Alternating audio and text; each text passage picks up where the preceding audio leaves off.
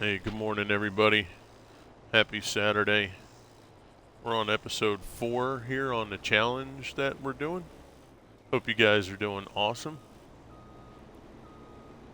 Hope you guys had a great week.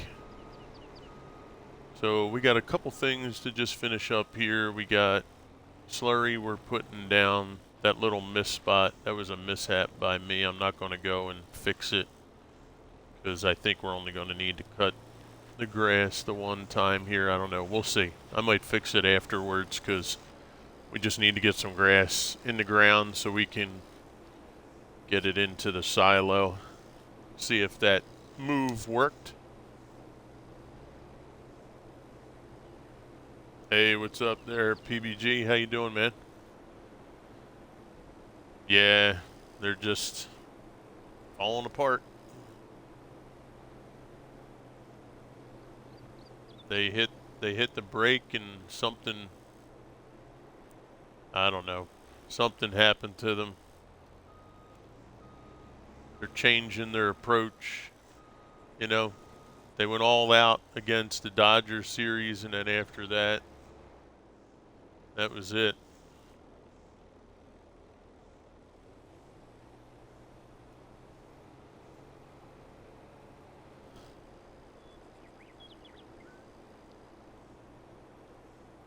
Yeah, I thought like before the break was just like a little letdown, because you got the break coming up. It's like people who have vacation coming up, right, at their job. Sometimes, their work suffers because they're like, kind of excited. They want to get started on their vacation.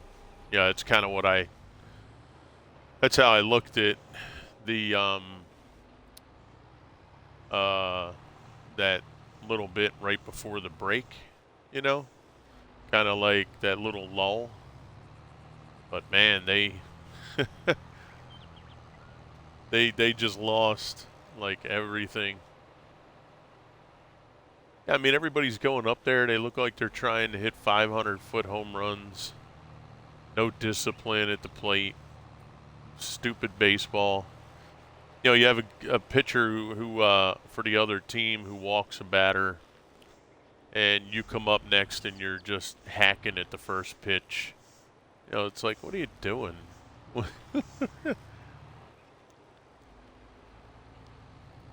So, I don't know, bro. It's going to be rough.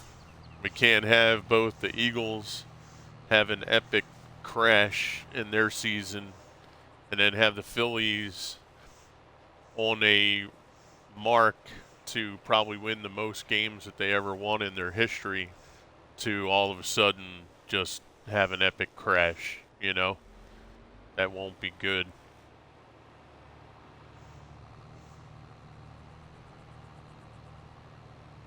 Alvarado, he looks like he's lost.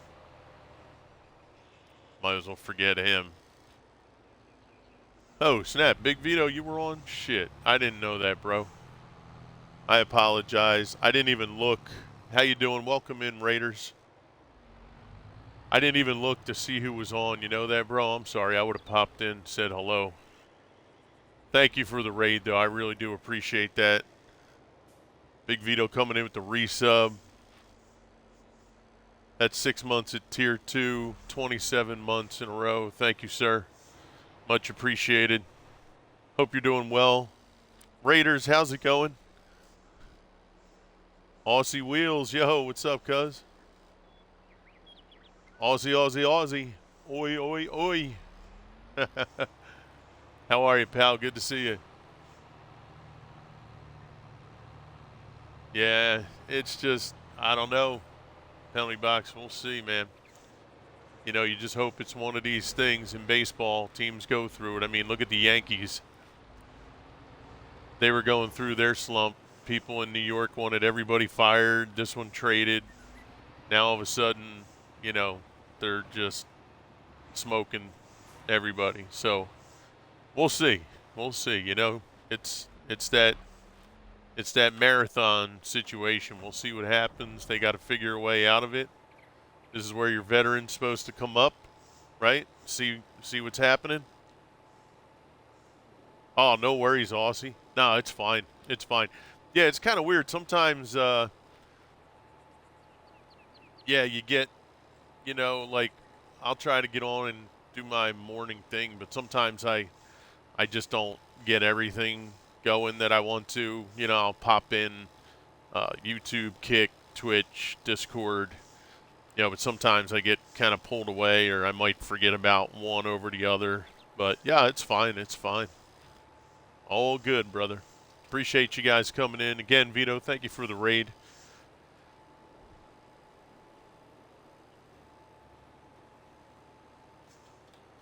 Yeah, I wanted to try and get on as soon as I could. I got a busy day. I will probably, more than likely, just keep the stream going, as long as I feel good and, I am not having any issues. I do have some in and out of the house that I'm going to be doing, so if you guys bear with me. I have my kids I'm going to be running into work. I have a drop off 12 o'clock, 1 o'clock, 2 o'clock, 3 o'clock, 4 o'clock rock, 5, 6, 7 o'clock, 8. No, I'm just kidding. Yeah, 2 more months left, PBG, that's right. I mean, look, they set out this season to win the pennant, right? To be above the Braves. They come out like gangbusters, which is odd. Normally, they don't do that. So the only thing we can sit on is hope that this is just their dip in the year that almost every team has to go through.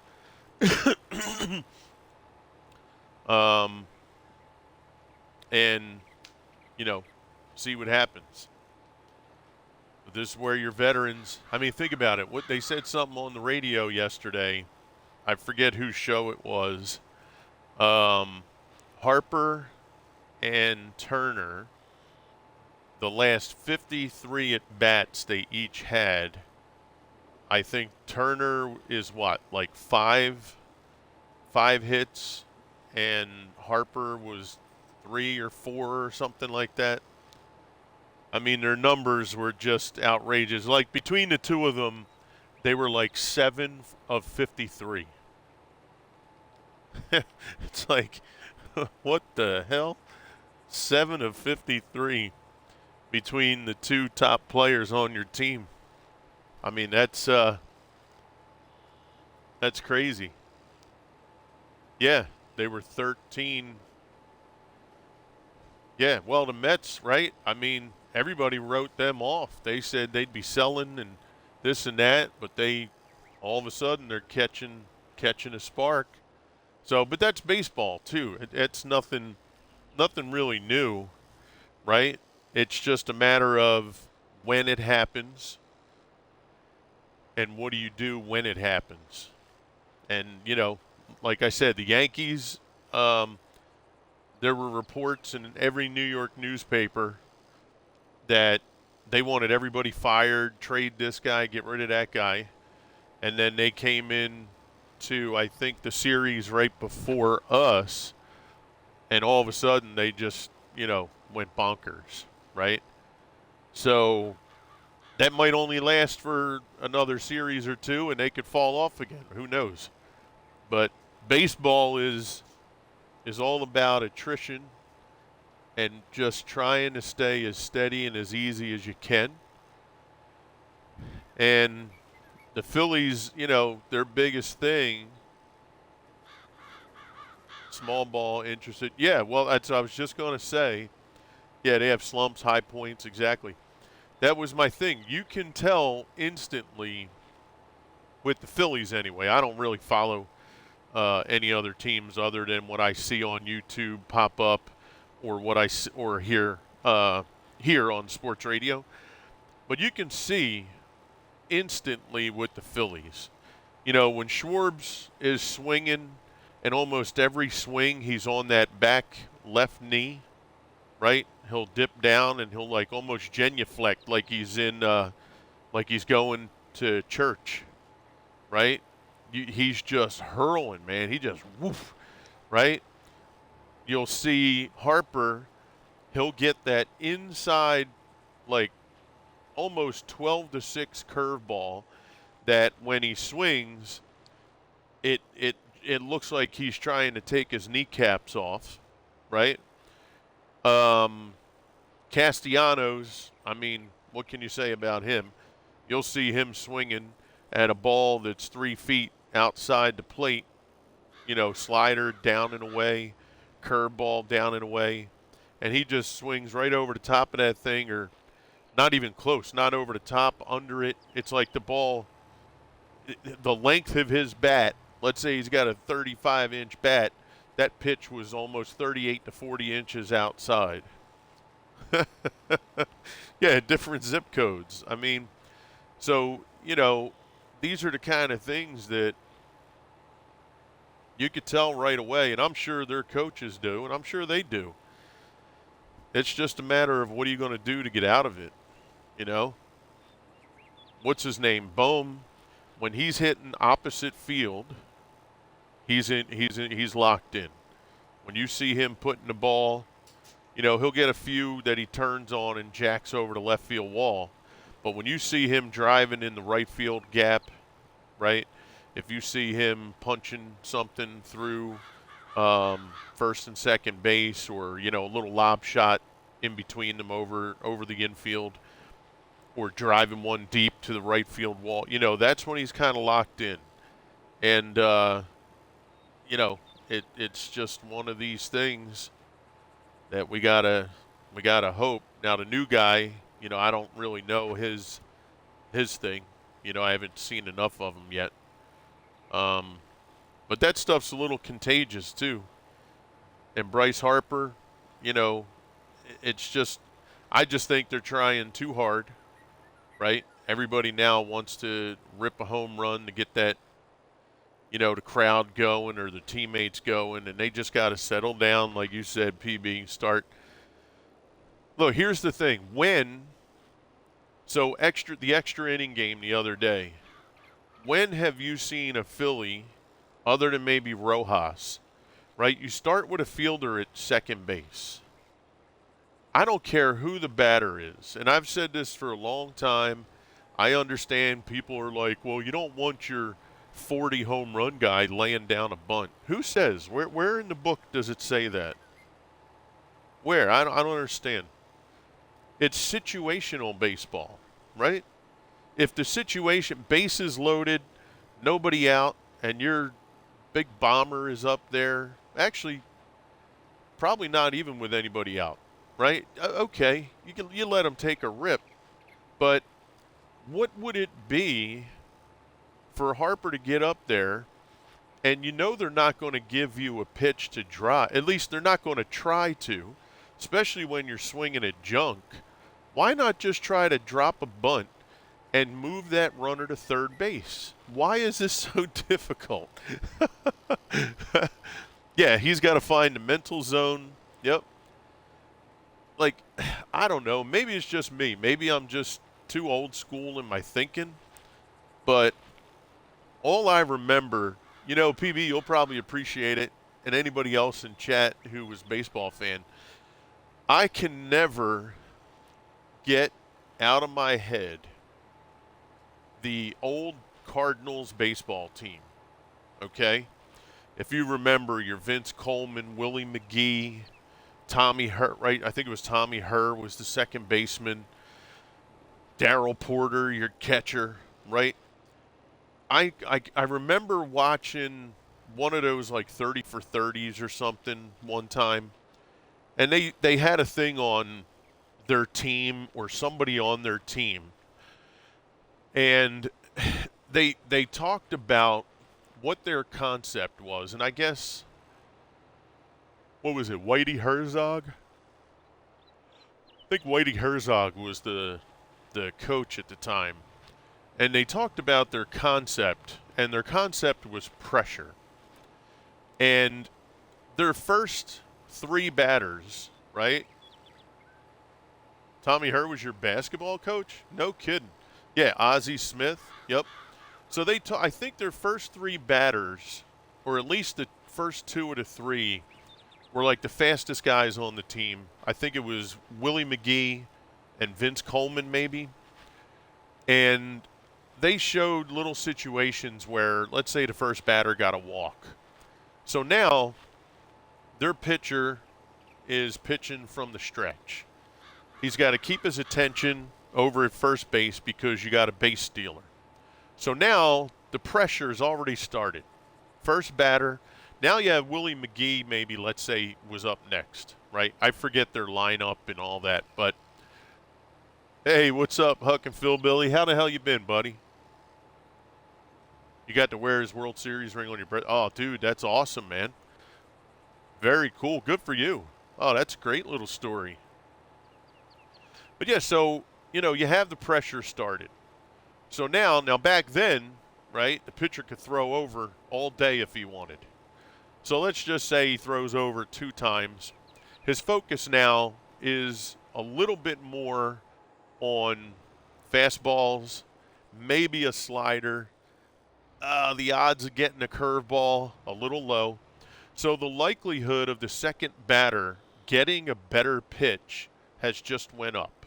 Even if it's 10%, it went up.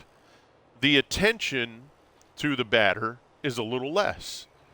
So now you get maybe an attempted steal. Let's say he doesn't steal, but let's say there's a base hit. Now you got runners at first and second.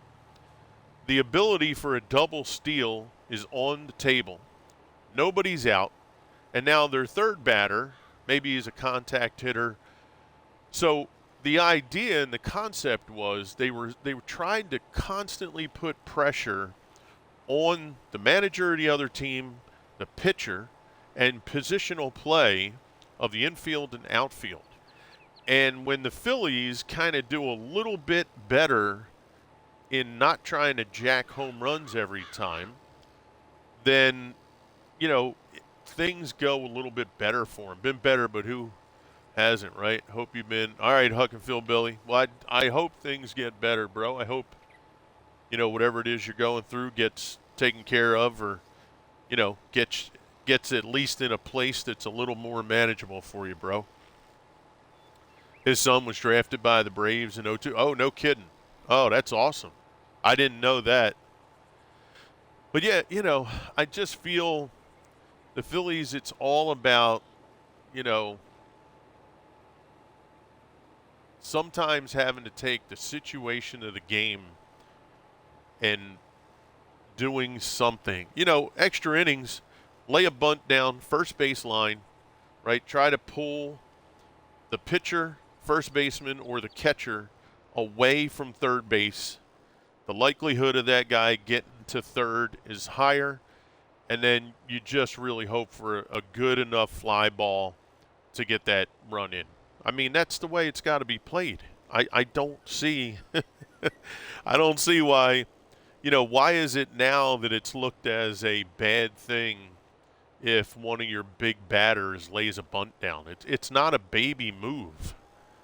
I think all of a sudden there's this mystique that you're less a player if you try to bunt. It's part of the game, and it's an aspect of the game that should be utilized. When's the last time, PB, you saw a suicide squeeze in Major League Baseball? Now, I don't watch every game. I don't watch all the highlights, so maybe I've missed it. He never made it out of Double-A? Ah, that's a shame. Yeah, I mean, I've never seen a. It's been a minute. Yeah, these statistical things now, I hate them. I don't know about you guys, but this data stuff that they get, even in football, they do all this statistical stuff. Teams going for it for 4th and 5 because, it's like, well, statistically it shows that the average, distance for the punt versus the return and not making it on. Forget that. Well, Jesus Christ. Did you guys forget about swapping field position? That used to be a thing. If you were on your own 35, 40-yard line, 42, You punt because you don't want to get the other team anywhere near your side of the field, so you try to push them back a little bit. Give some time, let your defense or let your offense kind of, get back off the field, rethink some things, rest a little. I don't know. Yeah, the analytical aspect of it is just a little silly. To me, proof is in the pudding, right? I don't need some computer to tell me something. When I see the Phillies, what was it, the 9th, 10th, and 11th inning, they could have won the game. And because they didn't try to do something that used to be a regular scenario in Major League Baseball, they didn't give themselves a chance. I'm okay with, if you tried a small ball, try a bunt down the first baseline, and let's just say their catcher pops up, just makes a great play at third base and gets the lead runner. That's okay, because it took a great play for them to do that. And if that happens, that happens. But if you basically just give it to them and they didn't have to make a play, then what was the point? Moneyball? Yeah, well, I mean, there's something to be said for what they did there in, what was that, Oakland, right?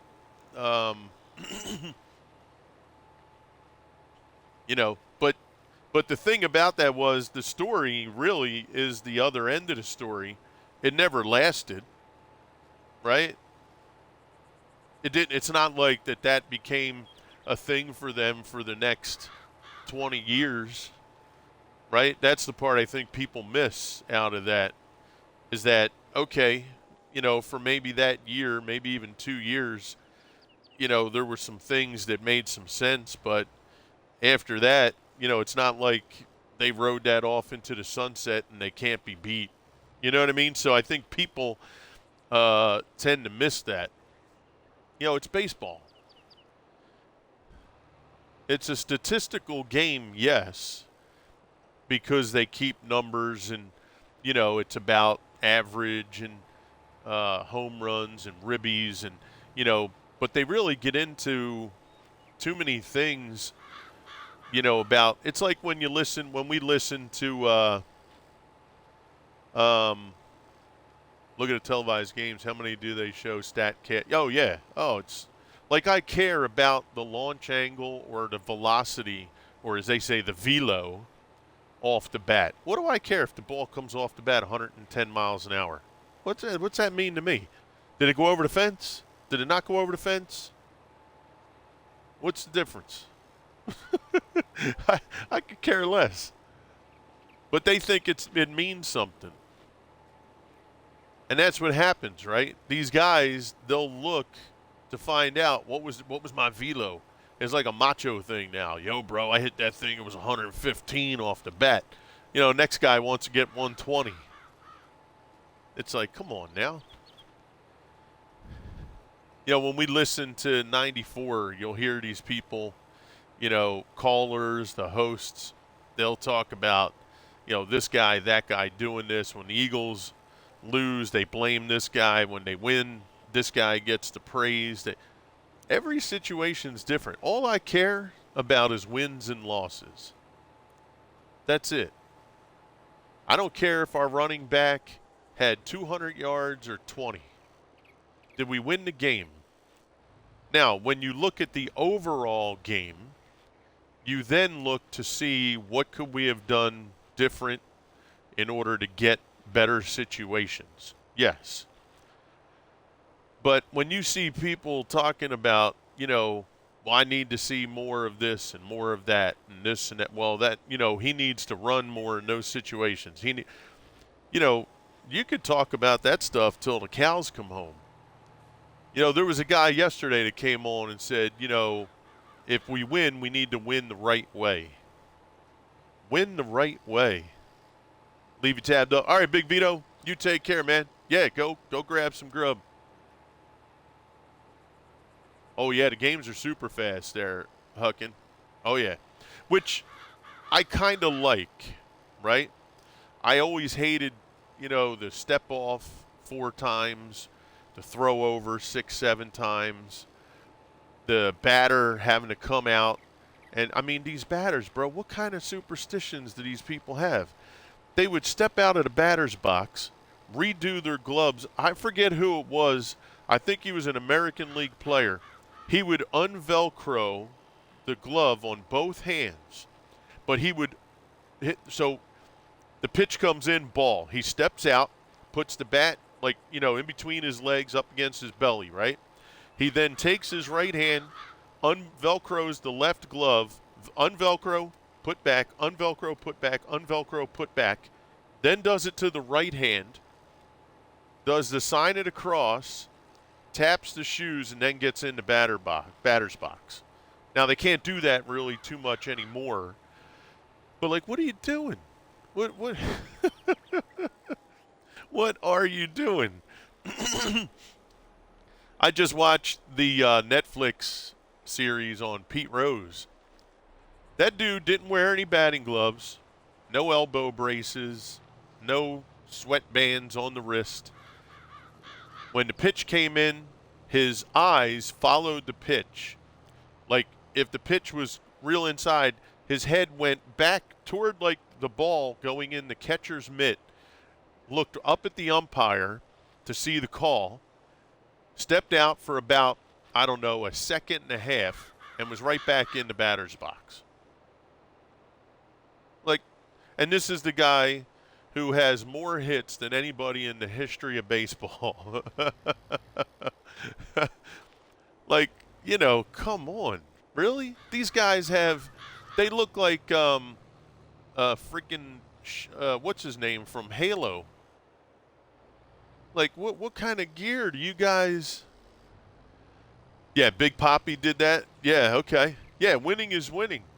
I mean, look, it's up to the coaches, right, to look at the game film and say, if you're a head coach of the Eagles, you ask your offensive coordinator, on 4th and 2, why did we try that screenplay in that situation? We're down 3 points. We really need that first down, or maybe all we had to do was we had the lead.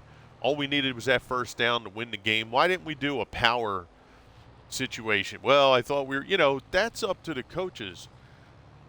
But if we win the game, they talk about, well, it was an ugly win. It was a win. It was a win. In professional sports, there's no pretty, right? It shouldn't be the staple.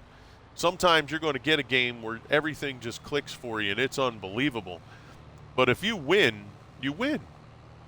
In baseball, I don't care if the dude took a swing, the catcher dropped the ball, and the guy from third base just hustled in and scored. Okay, the ball traveled what? A foot? And we still won the game.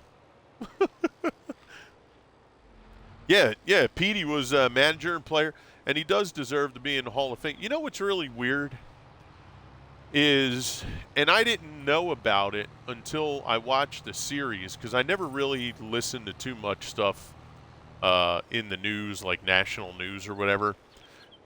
But if you watch the series, there's a moment in the last episode where Manfred, who is Major League Baseball's commissioner now, they had asked him a question at some, event that they had. He's at the podium, not the podium, but like at a, little table that him and somebody else was at. And the way he said it, and after, hearing what he said, I kind of think people need to rethink some things. So his whole thing is, it's not up to the commissioner, because technically it's not, right? The Baseball Hall of Fame, now baseball put him on the ineligible list. However, the Baseball Hall of Fame could still put him in if they wanted to, because there's a committee that they put together. It's about 12 or 13 people. And Manfred basically said, look, here's the deal. This is how I see it. First of all, I came into it. So, I have to go back and review and see what's what. But he basically said, look, there's a rule in baseball that you cannot bet on baseball. It was proven that he did. So, Commissioner of Major League Baseball, Manfred, says, you're banned from baseball. Now, that's a separate entity from the Hall of Fame. So, the Hall of Fame then they get on their high horse. Now, the Hall of Fame is a museum about baseball. It's just like Barry and Clemens, right? Mark McGwire. If you have a museum about something, okay, let's say there was a Civil War museum. Does that mean we shouldn't put the Southern stuff in the museum because it represented, obviously, a bad thing in slavery? No, it was a part of history that has to be told. So for baseball, you put in the players that played the game based on if you're a game about statistics, then it should be about the statistics. So you put these guys in, but at their display, you can easily put a plaque that gives the information of their career, and the last bit of the information would say, let's say it's Pete Rose. You show everything that he has at his display. You have a readout, started his career in, 1960 or something, played, hometown hero, Cincinnati Reds. And then at the very end, it would say, unfortunately, due to Pete Rose betting on baseball, he eventually got banned from baseball and all baseball activity for MLB. And you give that little caption of what happened, right? Same with Clemens. Because of XYZ, it was shown that, they used steroids in this time, and that was something that wasn't allowed, blah, blah, blah. Now, to be fair, this is the hypocrisy of everything. Major League Baseball didn't care when their ratings went up, right? They used Mark McGwire and Sammy Sosa and then Barry Bonds as their little bitches to get all that money flowing in. So they like it when it's in their pocket, right? But God forbid the museum, who these people, they think they have more clout than they should. God forbid you take the hits king. And yeah, you know what? Did he lie about stuff? Yeah, absolutely. He lied about a lot of things. And he's an old man now, and there's some things that might be a little cloudy that he doesn't remember well. So who cares? Dude, you know what's messed up, PB? When I watched that thing, there was the thing they had in Philadelphia where they honored the 1980 World Series team. And did you see that he got in trouble in Philly? Did you know that? I didn't know that. So, and again, maybe it's just the older me, but you didn't. Okay, so here's what happened, okay? They get together, right? They want to get the 80s team out there. So they're, under the stadium. They're in the rooms where reporters can come over and ask questions. So this lady reporter comes over to, she's from the Inquirer, I think it was. She comes over to Pete. Now, couple segues here. Yes, I understand a reporter can ask any question, right? And as long as it's a good question, just answer the question. But let's keep in mind the responsibility that you have as a reporter. Okay? And this is where I fall on the other side, where I don't think, oh, thanks, man. Can I have the ketchup? Where I don't think you should be allowed to do just because you feel. There's a professionalism. That man is there, whether you agree with him or not. That man was told that he could be at this event by the Phillies and MLB. It is to celebrate the 1980s World Series team for the Philadelphia Phillies. That's it. Pete Rose did not accept to sit down and answer questions about stuff from the past. So, this lady could have went over and asked him any question. In my opinion, you go over and say, wow, it's really cool that you were able to be here.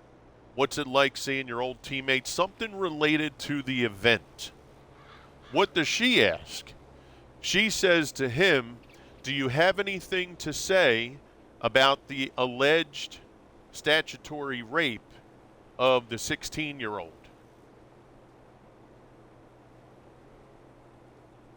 Now, apparently, there was a girl who some reports say she was 16. Other reports say she was 18. Pete Rose said he thought she was 18. Now, to be fair, I'm not saying it in a good way or bad way. I'm just saying what the reality of the report is. In the state of Cincinnati, the age of consent is 16. Okay? So if, by chance, she was 16, at the time, he was probably 30, maybe. Now, nothing has been, there's no guilty verdict. It didn't go to trial. Nothing ever came of it. Okay? So this is not a pressing situation that is in the news and you can expect to hear about it. That's the question that she asks. He then turns to her and says, that was like, what did he say, 35 years ago? He said, come on, babe. That was like 35 years ago. He used the word babe. She got offended, reported it, and then the league officials, after he came back off the field down through the dugout, they had to pull him aside, talk to him, and, kind of reprimand him because of that statement.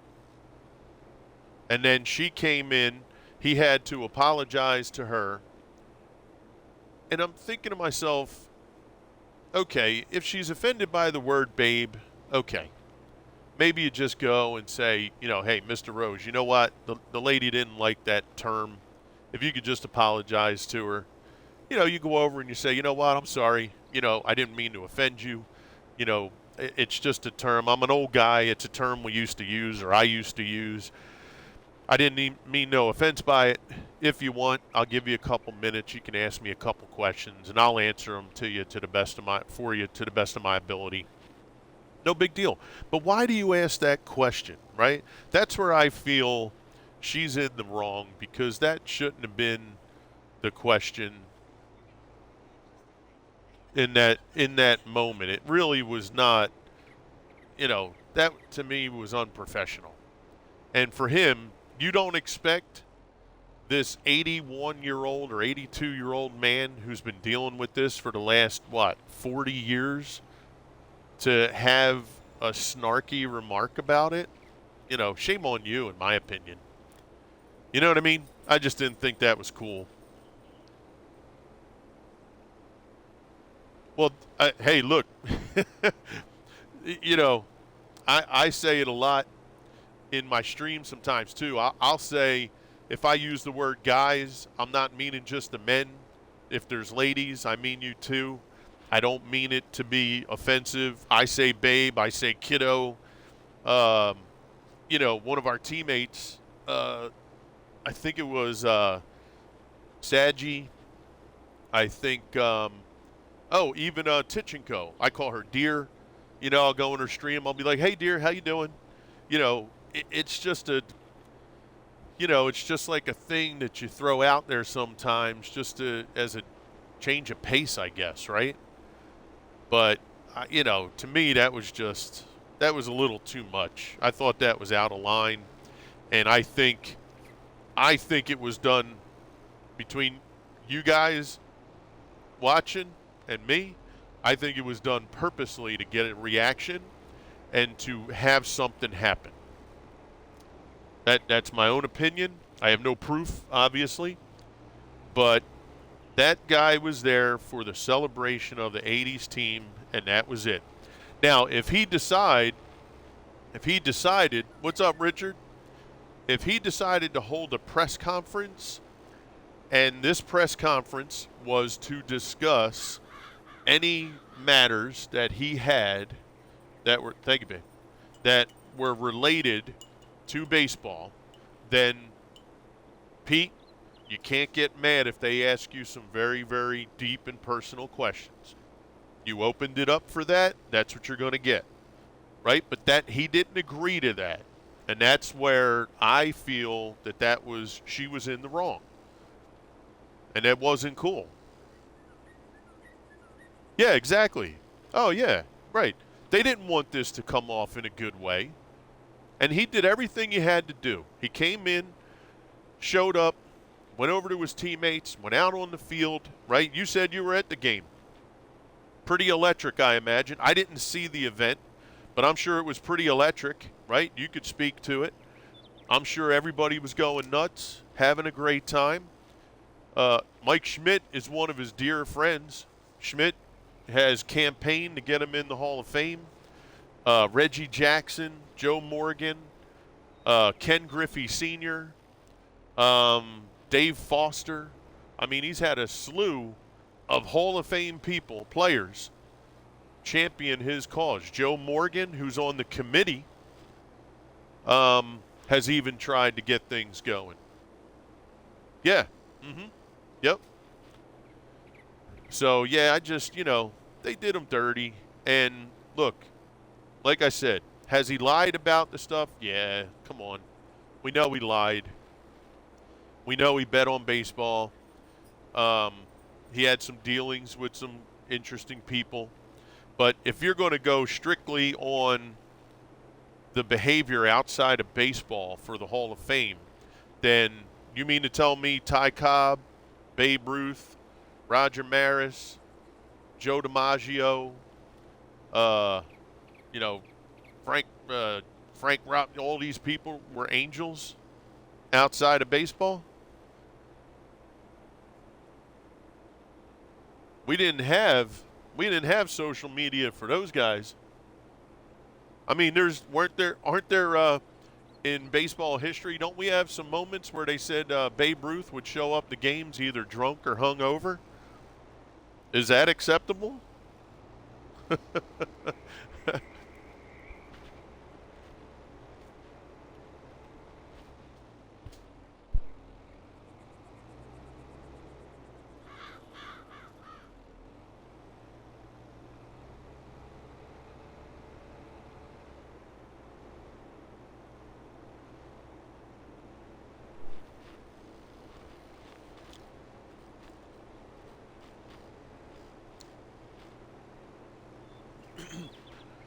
Well, yeah, and then there's the hypocrisy, PB. Now that baseball is going to make a boatload of money off of betting, now it's okay. What a hypocritic situation that is. Now, I understand at the time that Pete did these things, it was against the rules, and it's still against the rules, right? But again, the situation is he'll accept the ban from baseball. I mean, he has to. I mean, it's done, right? He can't. It's not like he can go back and play. He'll accept that. He had to accept it. But the Baseball Hall of Fame is a museum about baseball. And he is one of the most iconic people in the game of baseball. And I don't see his hit record ever being beaten. I know they said that about Ty Cobb. But in today's game, there's some pitching statistics in Baseball Hall of Fame, or Major League Baseball, I should say, that in today's game, they'll never be broken. Complete games, you know, um, innings pitched and all this, that'll never happen. They got these guys on, pretty soon they'll be on 90 pitch count. It's just not going to happen.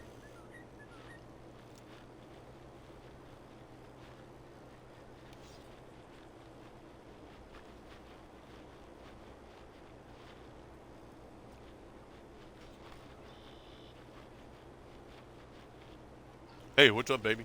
How you doing?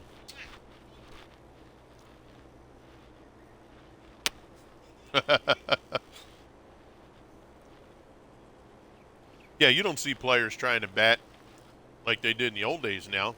The only kid, the one kid that I really like that plays now is that Bobby Witt Jr.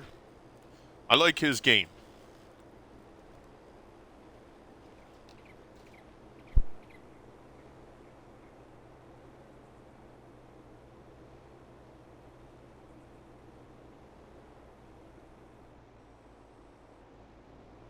My wife and I were,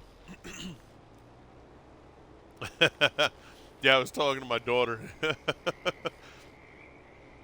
Yeah, my wife and I were even talking about, like, when we were watching the show, I said, you know what's going to happen?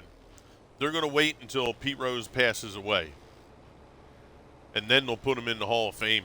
My wife was like, if they do that, his son should, like, sue them, because they're not going to want him up.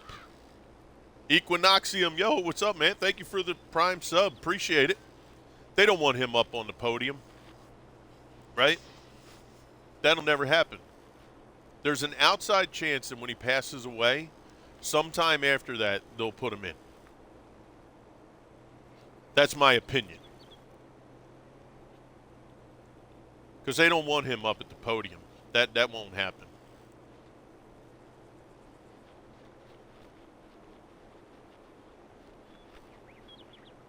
And there won't even be a ceremony.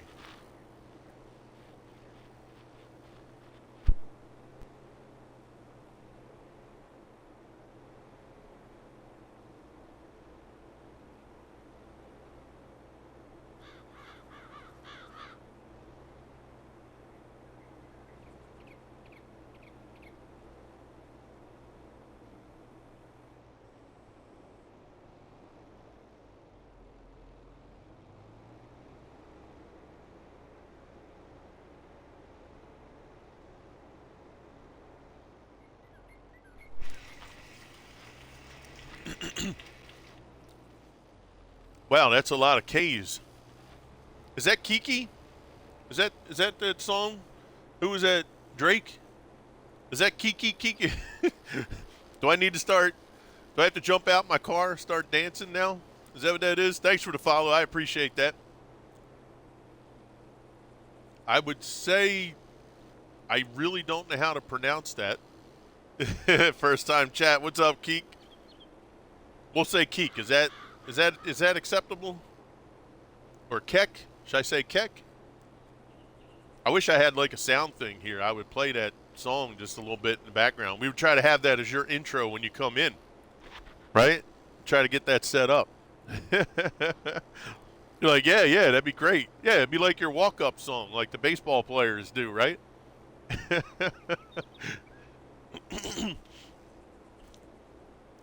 How you doing? It's great to see you. Thanks for coming in.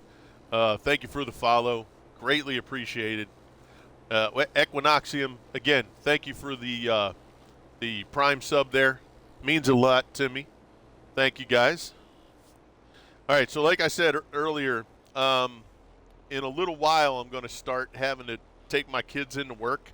We're going to keep the stream going, but I'm going to dip. Their job is not far. It's literally like 4 minutes down the road, so maybe a 10-minute kind of round trip. But like every hour, I think I have to take somebody in. And then later tonight when they're done, every hour I got to go pick somebody up. So, but I'll keep it going. We'll do our thing. and I'll keep the stream going as long as I can, as long as I'm feeling good and we're getting things done.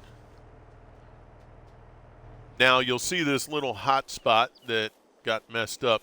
So this device here, I thought we had it set up for just mulch because when I brought it into the garage, I set it to mulcher. And I wanted to mulch the first growth of grass. This is the second time that it's grown here, so that's why it's at 100. But when I put it down to mulch, it actually tore it up like a disc harrow because it is a combo. It has mulcher and disc harrow, but I did tell it to mulch, and I thought that it would just do the mulching, but it did not. So that's why you see this little patch right here. I am going to, when I cut this grass, I'm hoping we get enough to where it'll hold us for a while, and then I'll go back and I'll just seed this little area again. But I'll wait till we do the cut. So just so you guys know as to why it's there. Hydrate from Aussie. Thank you, bro. Yeah, so the first time that we'll be leaving might be in maybe about 20 minutes, I would say. Hey, Keck. So, unfortunately, Keck, we don't have folks join just straight away. It's not trying to say, that you would do these things, but in the past we've had folks that joined and, their intentions were not good and started coming in and creating all kind of problems. And so I really do hate the one bad apple spoils the bunch situation. But typically, when people ask, we just want you to kind of be a part of the stream for a while. Join our Discord if you want. We get to know people first, and then we can visit those types of things later. Okay? So it's nothing personal. Like I said, you might come in and actually probably be one of the better people that ever came in and joined us. You know what I'm saying? But unfortunately, between Farm Sim, Minecraft, we've had some people that came in and just acted a fool, if you will. So I don't mean to incriminate you in any way. It's just after it happens 3 or 4 times, you have to say, all right, maybe enough's enough. Now, you'll see me pull these things over here. So we're working on a challenge. I did put together No Man's Land for this challenge. We do have some garages. I didn't go too crazy with the Bob Rawson. I just wanted to get fields in, get a couple garages, sheds, get the animals going. I didn't do a whole lot of detail in some things, kind of just pick some areas, drop some stuff down. So it, you may look and go, gosh, why does he have everything out? Some things are in sheds. We're really just doing the challenge, and it's really just about that. Just doing the challenge, getting the challenge done. I need something to do to ride us off into the sunset for FS25. And this cake challenge was talked about over a year ago, and we never did anything about it. Hey, I got a question. Have you ever used the jackhammer mod at all, Rock Breaker? No, you know what? I have not, Aussie. I think Mr. Sweed may have. He's not with us today, but I believe he has. But I don't recall using that. If I did, it may have been on Sweed's map and he just showed it to me or something, but I've never put it in a map and I've never made it a part of my playthrough. Okay, so I think we have everything planted. We have everything fertilized. I think we're in good shape. So let's go to our home. And we're going to sleep this off. till we get some crops ready.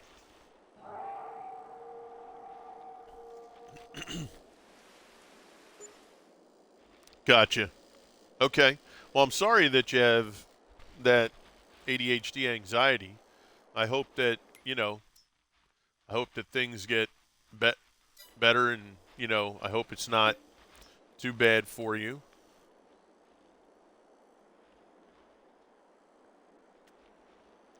I know that can be a tough thing sometimes. So I do wish you well, and I hope things, you're able to have it kind of under control if there's such a thing.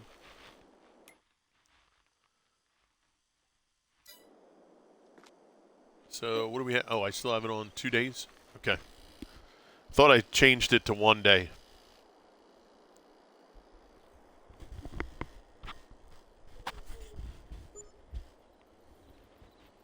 I got you. I have it on a 16X map and a big excavator with jackhammer. It was working, but it's not working now. I'm not sure. Oh, okay. Well, what I could say, Ozzy, if you want, and anybody else in chat, exclamation point Discord. You can join our Discord, and you can put it out to our community, because we have a lot of farm sim players in the community, a lot of people that have been playing the game for a very long time. If you wanted to put it out in the community to see if anybody had an issue and has a fix for it, or if they have any ideas on what to do, please feel free. And if anybody in chat knows, just put it in chat or whisper Aussie.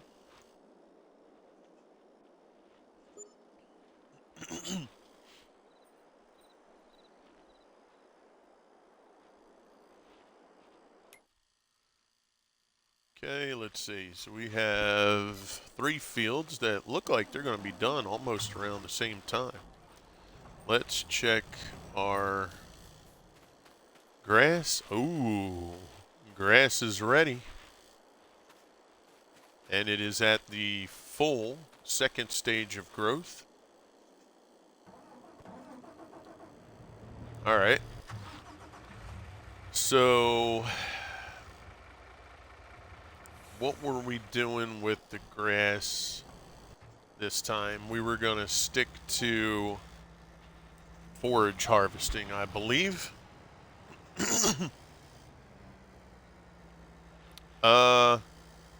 Can't join. So, Keck, what you'll do is type in chat exclamation point Discord. So,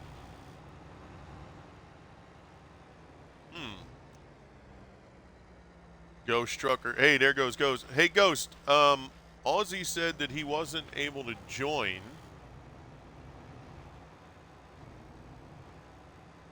If you could take a look at that for me, I would appreciate it. So we have 2 ways that we've been doing grass. Cutting it with a mower, and then just picking it up. Or we can cut it straight away. So we're probably going to do that. We'll cut it straight away. Yeah, what's her name? Blue Eye Girl had trouble the other day, but then she popped back in and she said it was fine.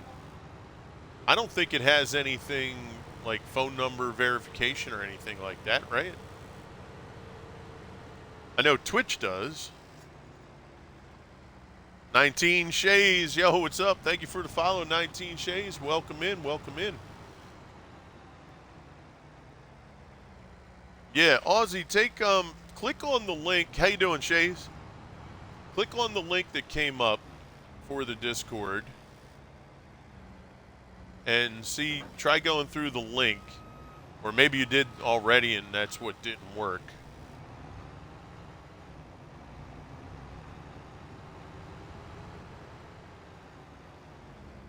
Shays, how are you, buddy? Thanks for coming in, and I appreciate the follow. It's good to see you. Hope you're doing well. Yeah, so that's what we're looking at, Aussie. We're going to see Ghost Trucker's going to take a peek and see if there's something that might be causing you not to be able to join, but it shouldn't be a problem. Oh, you're already in. Okay. All right, Ghost. He was actually already in there. That's why he couldn't join. He's already a member. Okay, good. Yeah, so Ozzy, if you want, go in general message and type in the issue that you're having with the rock breaker. Okay? And see if we get any response. You were messing with me? All right, Ozzy, I got you. But you see, we were on it, though, right? We were on it right away. Ghost Trucker, bam. He was right there, ready to go, have a peek, right? We try to take care of folks. We want you guys to be able to get in and not have any issues. It was like the alarms went off, like, whoop, let's go. Oh, you've been in there a while. Okay, all right. I guess I haven't seen your name pop up too much, so I didn't know. But that's fine, bro. Yeah, so take a peek. You know, drop a thing in the general message, asking about that, and let's see if we get any response.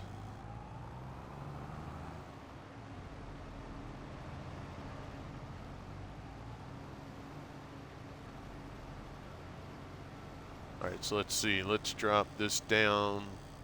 I think he's at, what, 6? Let's try 6.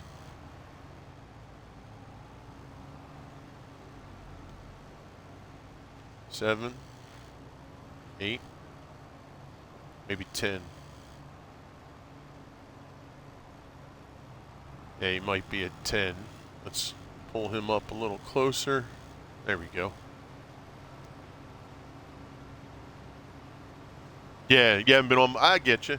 That's fine.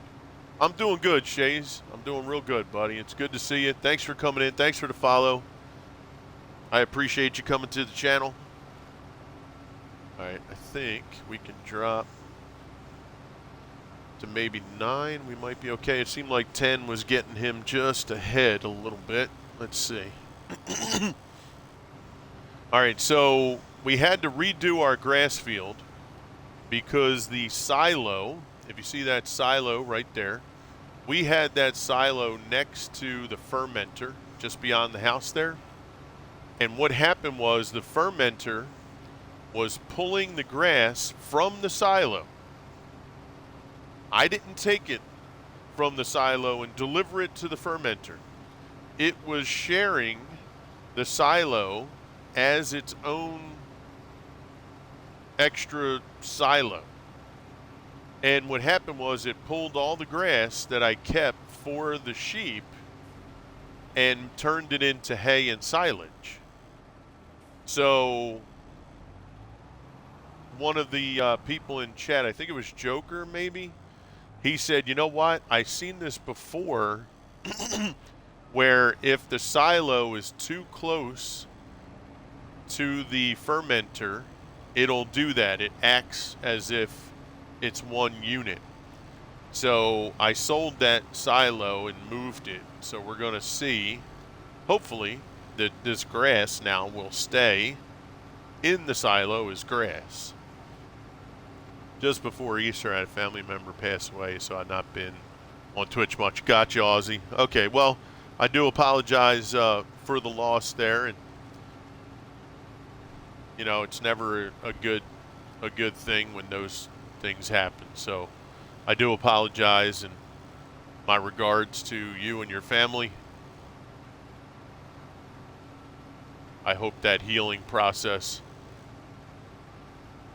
goes well for you. But I understand. Makes sense.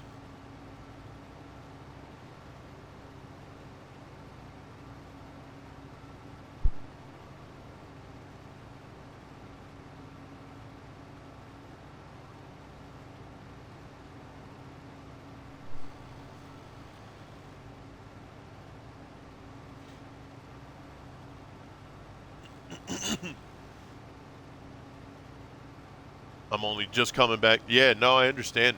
Yeah. I mean, that process is, you know, look, it's never a good thing. right? When that stuff happens, and there's really no one true answer. You just do the best you can,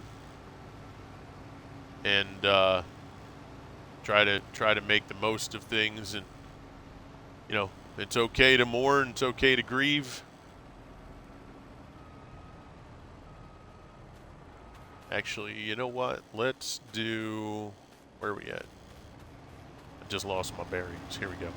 I want to do the headland over here.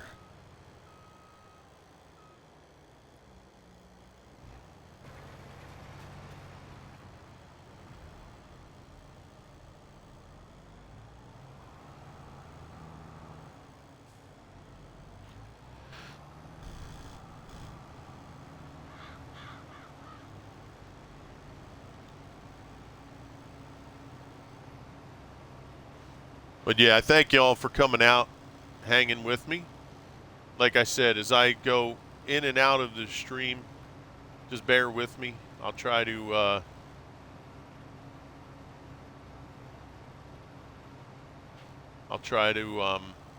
make it as brief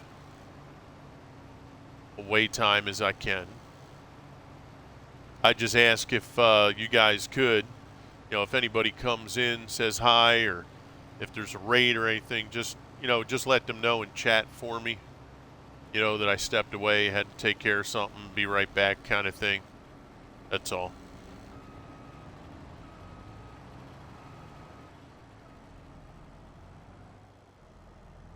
Gonna make it. Yep. There we go.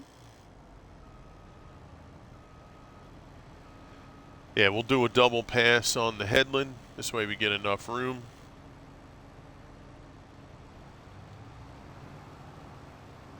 Then we'll head back up.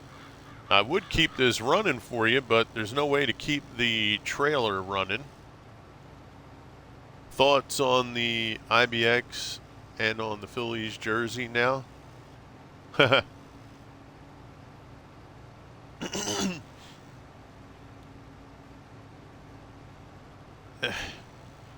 What can you say, PB? What can you say? The rich just get richer. You know what that deal was probably worth? I don't know if they have any numbers, but it's all that greed, bro. It's all the greed. They're gonna take everything they can, every penny.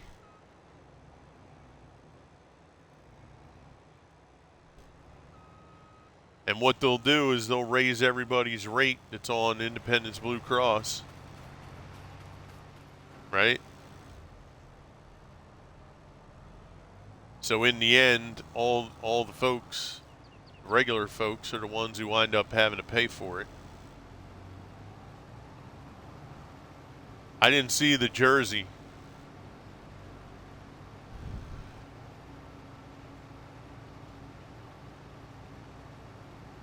Would they put it on like the chest, or is it on the sleeve? And I'm sure it's huge. It's probably bigger than the Phillies logo, right? It's on the sleeve, yeah.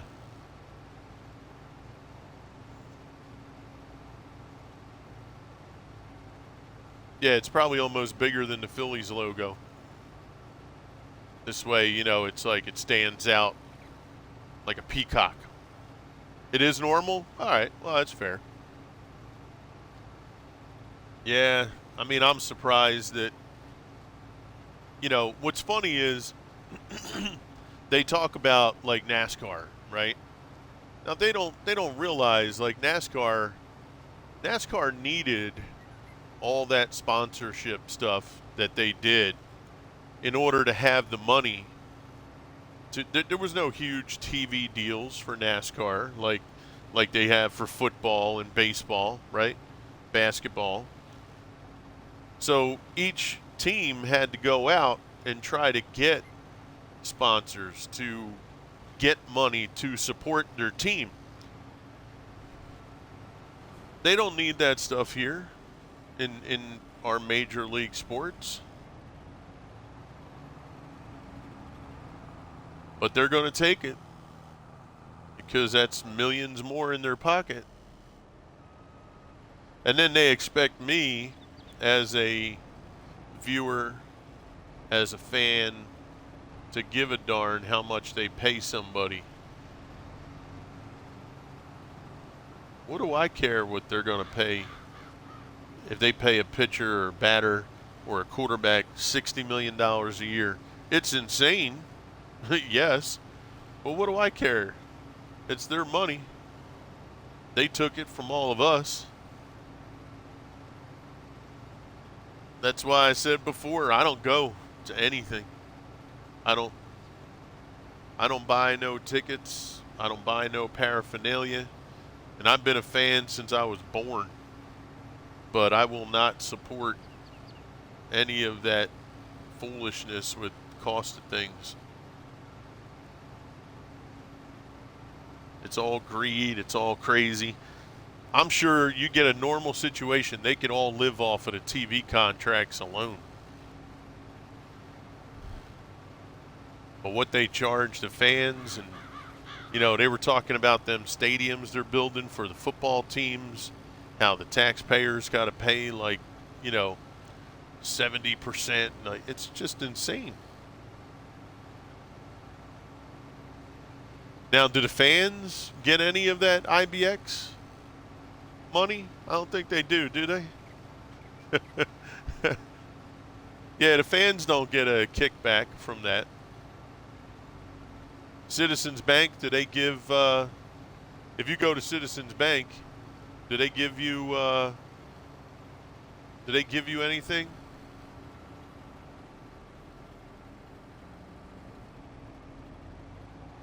Like literally the bank, not the stadium. I mean, the taxpayers foot a big percentage of the bill to build the Lincoln Financial Center and the Wells Fargo Center and Citizens Bank Park. Do you get any kickback from that?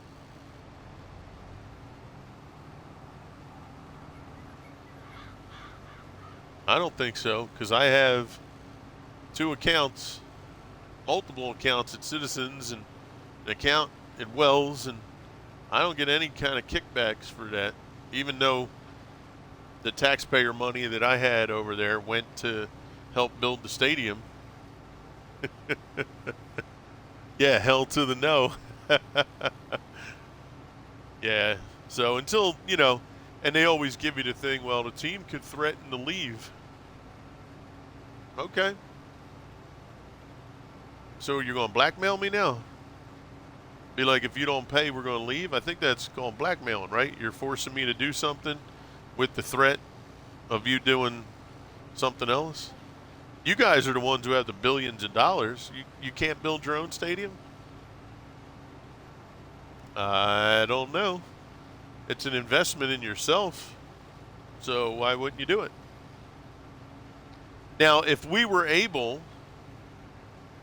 now the flip side is I would be okay with it if, let's say, PB, me, you, and everybody that lives in the tri-state area that's a fan of the team, if I went to Lincoln Financial and I said, I want to build an addition to my house, and you can put your name on it, and the new bedroom that I build or the new garage I build on my house becomes, John's Lincoln Financial Garage, then okay.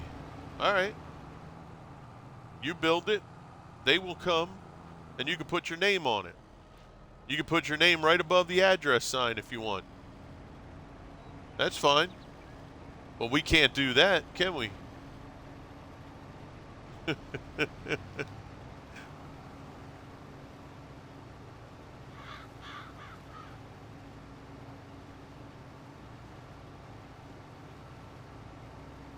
If you had a boat, can you go to Citizens Bank and say, hey, I'll name the boat the Citizens Bank boat. You just You pay for 90% of the boat. I'll foot the 10%, but I'll let you put the thing on there and you take care of it, you know. You do that in a heartbeat, I'm sure, but they don't do that for us. Yeah, right? So, I mean, come on now. Did the fans, did they get a vote on whose name went up there? They didn't have a say. Do the fans have any say in what goes on at Lincoln Financial Field? Did the fans get the vote on the beer price? Or I should say the taxpayers, not the fans. Because you could be a fan and be out of state, right? So did the Philadelphia taxpayers, did they get the vote on the cost of the concessions? They don't get a kickback from the concession sales. So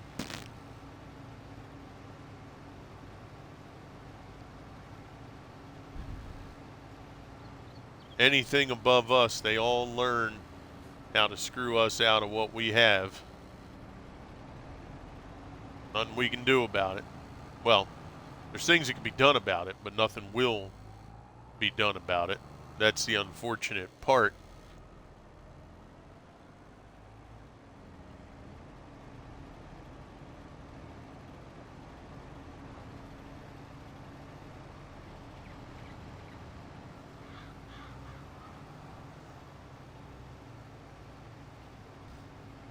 Look at Wells Center. They're taking Wells off at the end of the hockey season. Oh, no kidding. What are they putting up? Is there a new company coming in? Yeah, I didn't hear about that.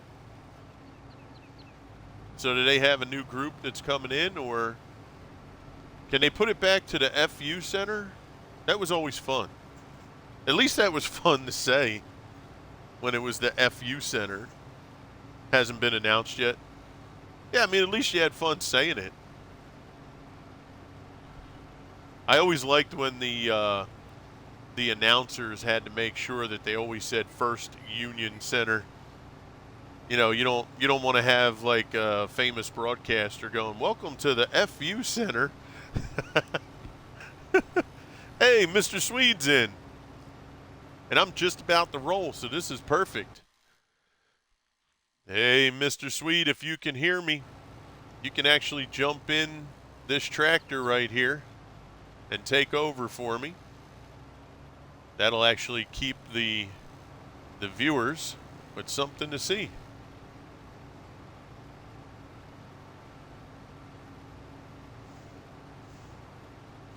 We'll do the turn, and we'll see if Mr. Sweed pops in. There he goes. What's up, brother?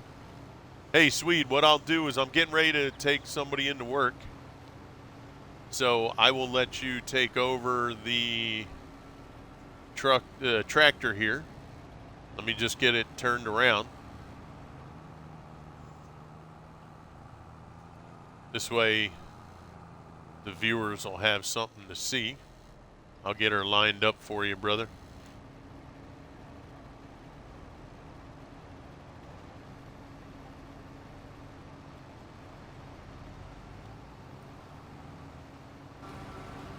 All right, there you go. Cool. There's Mr. Sweed. Awesome to see you, bro.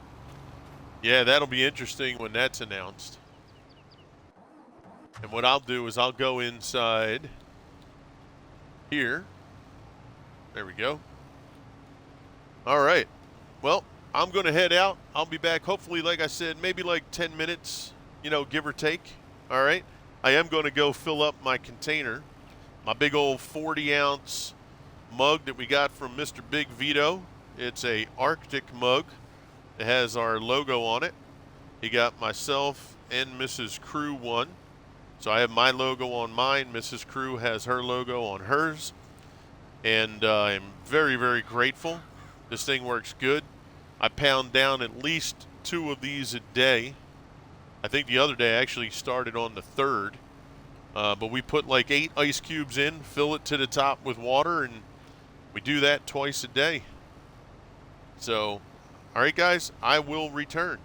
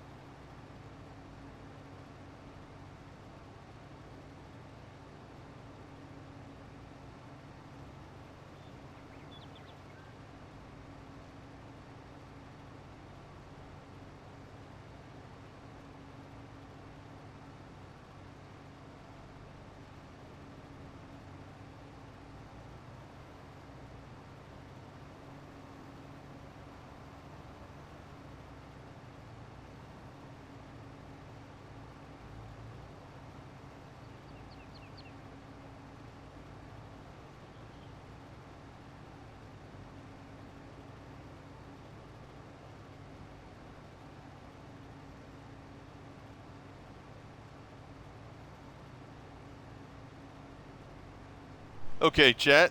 So actually, the first ride, they don't need to be there till 12:30. So I got an extra maybe like 20 minutes.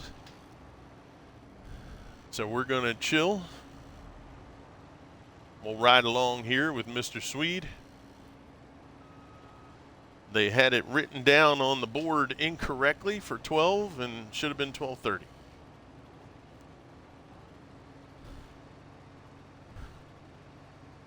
Mad Madras coming in with the hydration.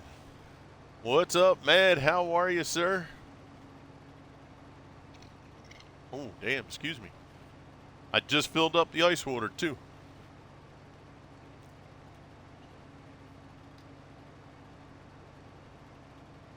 But here's the kicker I never left. Oh, no, yeah, so that's interesting.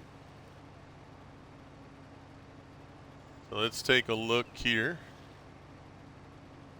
General, there we go. We'll wave there. We're going to wave there.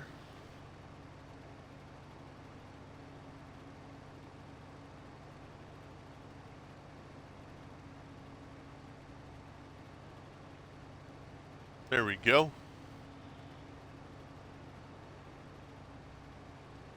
Okay. All right, there you go, guys. So for anybody in chat, I just went in and accepted, added as a friend too, just to make sure everything went through for you guys.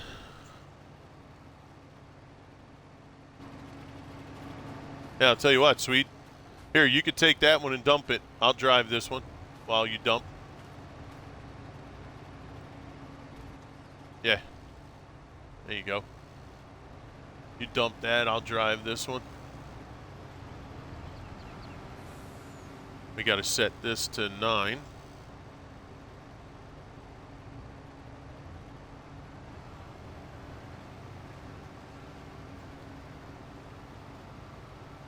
There we go. Yes, in the silo, not the fermenter. And we want to make sure. Actually, let me take a look at the fermenter, Swede. Not much, bro. Doing good, Madras. It's good to see you, buddy.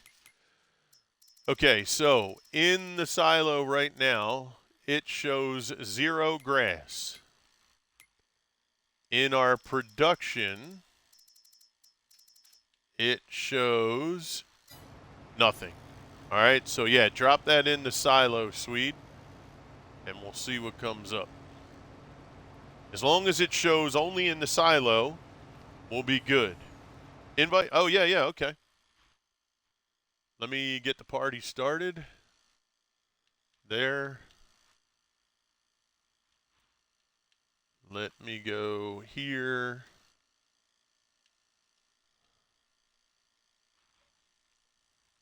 There you go. Yeah, it's good to see you, Madras. If anybody's in chat can give Madras a shout out, please do so. Yo, what's up, Pure Blood? How you doing, buddy? Thank you for the follow, man. Yes, I did, Aussie. Yeah, I did see that. Yeah, it's kind of weird how didn't show up. What's up, Mr. Swede? You want me to put your voice in stream or no? Okay, I'll keep it out until you know what you want to do.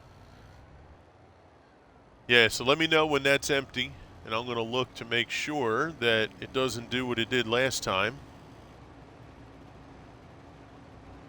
Yeah, I saw you, Aussie. Yeah, that's kind of weird how you joined, but it didn't have you or something. That's weird. I had to re-add you, my grandson. I had no idea how he deleted so many people when he played on Xbox. Oh, no kidding. Oh, that's crazy. It's empty? Okay. Let me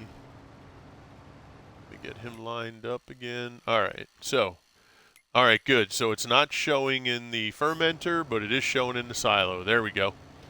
So Joker was right. We just had to move it away from the fermenter because it was too close, and it shared its total. That was weird. Yeah, because when I went in and I looked at the the hay and the silage, I was like, wait a second, why is I have 800,000 of each and I have no grass in the silo? What the hell happened? And Joker and some others who were in the chat that night, they're like, the only thing it could be is maybe the silo is too close to the fermenter. And I think it was Joker. He's like, yeah, you know what? I think I saw that happen before, where somebody, said it was too close and it merged like the holding tank together. And I was like, okay, so we moved it and, it worked. So that's good. He's like his daddy. Until that boy passed 17, he could have screwed up an anvil with a Q-tip. Yeah, that's crazy. So he somehow got rid of people that you were following, huh? Well, that happens, I guess. I know Twitch sometimes is a little funny, too. I've had Twitch dump me from people that I joined or, followed. And I hadn't seen them for a while. And then I went in to browse like a category. And I saw their name and I'm like, what? How come? So I went in and sure enough, the thing, it showed unfollowed. I was like, that's really weird.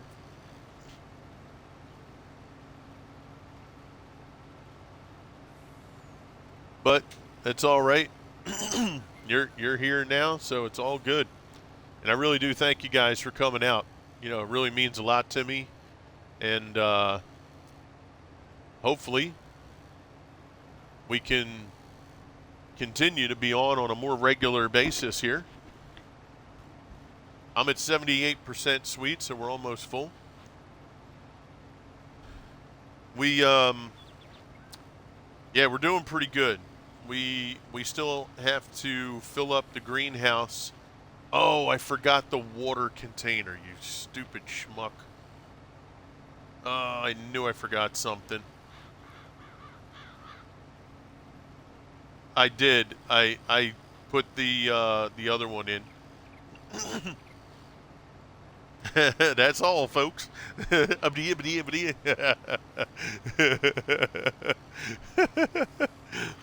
Yeah, so the new drawbar should be in there. Yeah, the new drawbar. Maybe I'll run and just grab some water just to fill the greenhouse. We only need the strawberries from it, so it's not a terrible thing, but we do want to get enough in there. All right, I'm in 97%. I'll let you take the next turn there. But we should do that, and then we have to get, hopefully we can do the sugar beets. We'll get sugar going. We got a decent amount of milk from the sheep so far. Yeah, Twitch will do some strange things like that. I don't think it does it to the same person, a lot, but I know a lot of people that have, had some unfollows go through.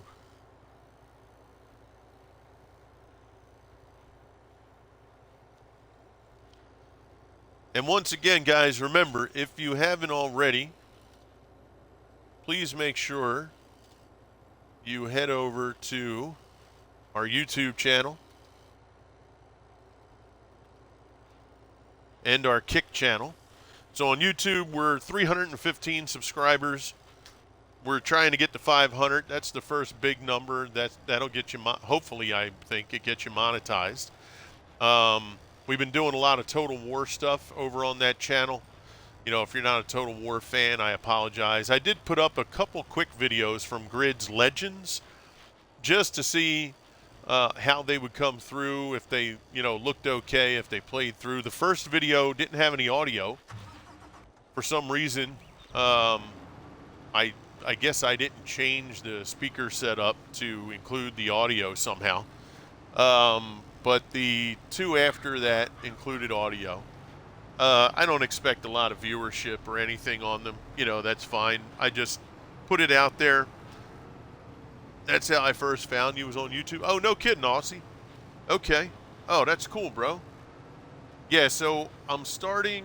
I have a Shogun 2 that I did. I'm on episode 5, I think. I got to get back on there to finish that. I've been fiddling around with Total War Warhammer 3. I found that game to be a little tough for me. I've been struggling with some factions on there. And it's weird because I played Warhammer 1 and 2 and didn't have the difficulty. So I think they upped the campaign play somehow, because yesterday I was playing Empire and I had a full stack, almost every unit fully upgraded, and all of a sudden, to my main city, 3 stacks from von Karstein, which is a vampiric faction, showed up, and they just destroyed me. There was nothing I could do. So either I'm not playing it as well as I should, or they made some changes the way the campaigns run. And that was on normal. I wasn't even playing hard or legendary. And the enemies just seem to be, I am at 9, yes sir. They seem unrelenting. So I have to kind of change the way I play it. So I have to come up with a plan. And I'm also going to do Total War Pharaoh Dynasties. They just came up with a brand new update on July, I think it was July 25th, maybe, 26th.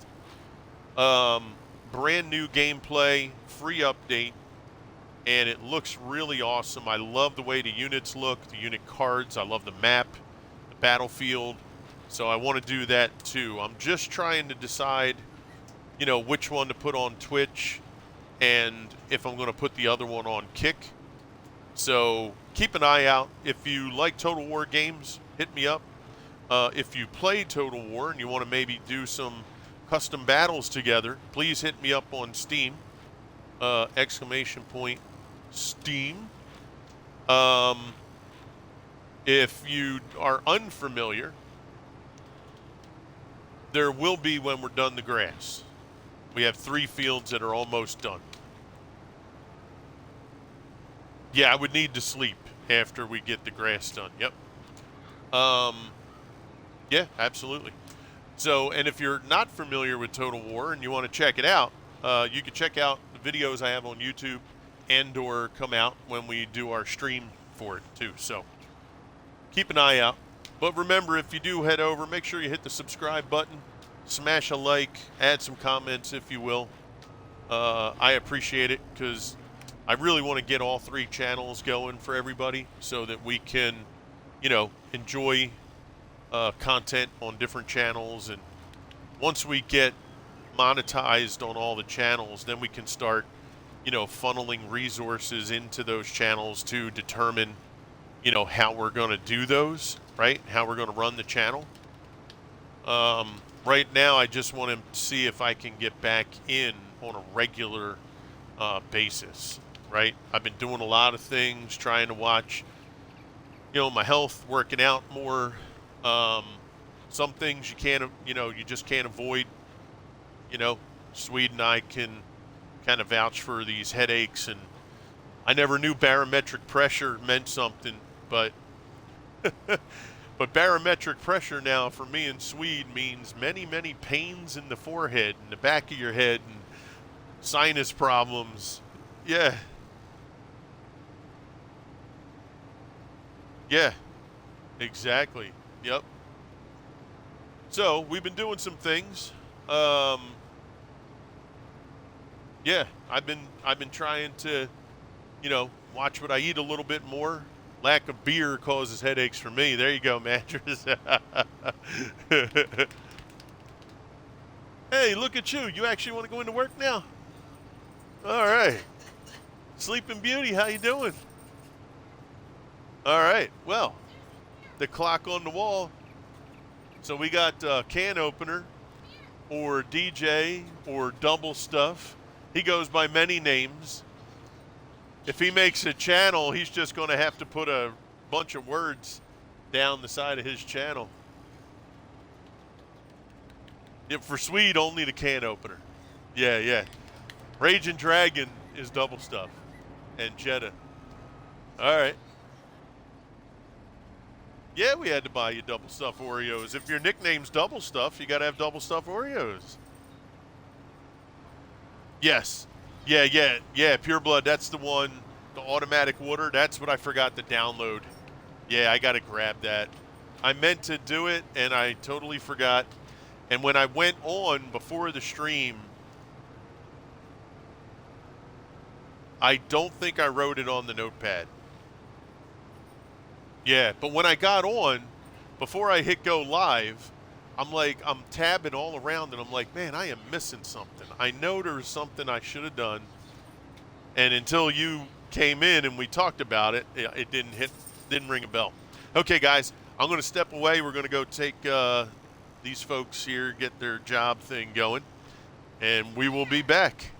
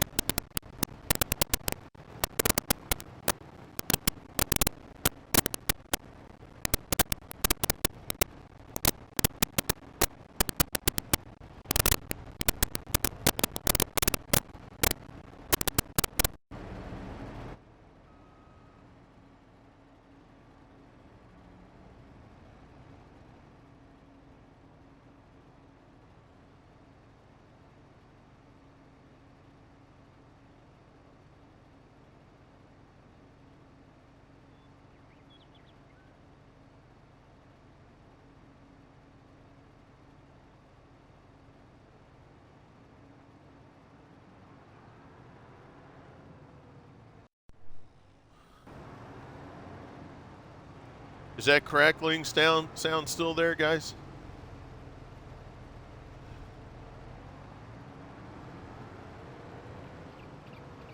Of course.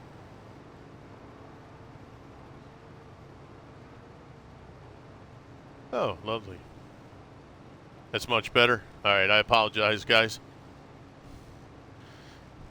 Maybe what I'll do next time is when I leave, make sure I pull the pull the plug just in case, or at least unplug, and replug. I see Troca Trucking. Yo, what's going on, Troca? Thanks for the first time chat. Titch and Co. How are you, Titch? Hope you're still there. If not, I will message you later. Thanks for keeping an eye on chat for me, guys. I appreciate it. And we're almost done this field. Let's get a save real quick. How much do we have in the bin? 226,000. Nice. Hey, Swede, you know what you could do on the... Oh, good. I was going to say we should dump... I forgot about... we need... Yeah, we need to put some in for the sheep. That one there? Okay. Alright, let me get this here. Still here, lurking, mate. Okay, Titch. Good to see you. Thank you.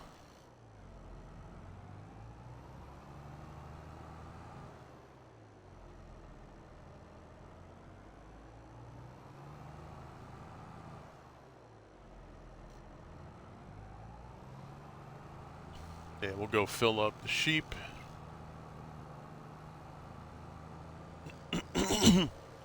And I think what we'll do is we'll hit that little corner there with seed that got messed up. And we'll do another growth on here so that if we need more grass, we'll have it available.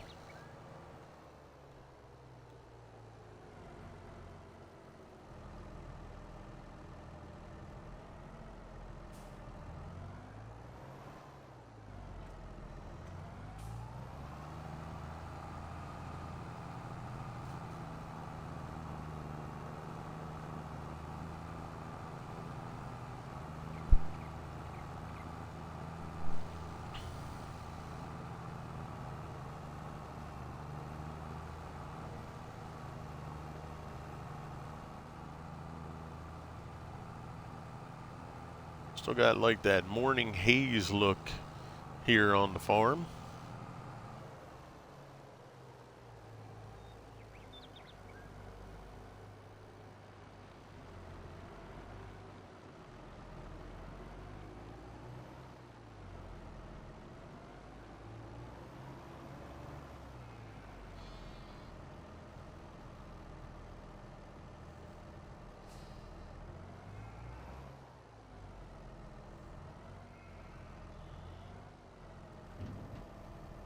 All right, let's get these guys filled. Excellent.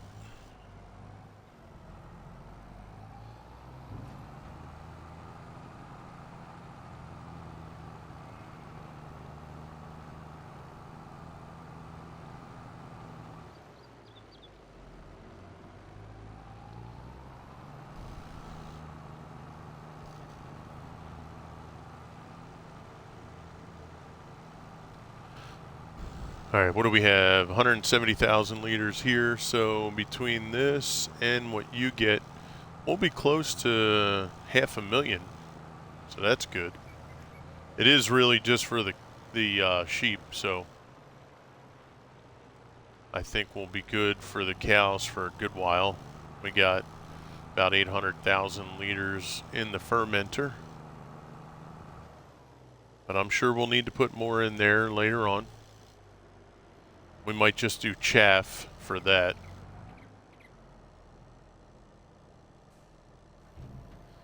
Probably get a corn harvest later on if we need to put chaff in there.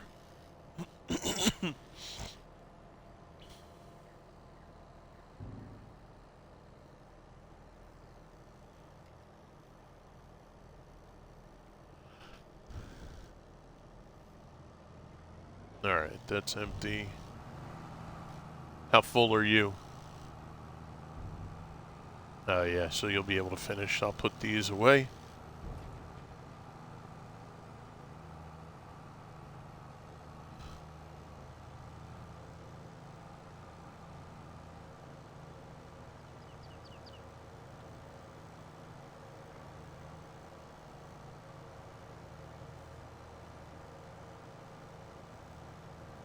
Don't think I have a grass roller.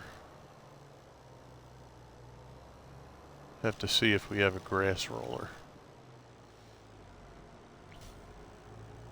Yeah, I don't think we do. We'll go get it.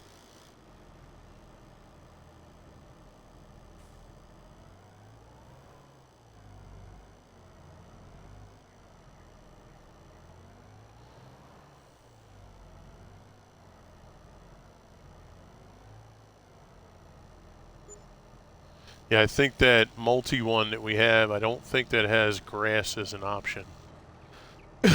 Excuse me.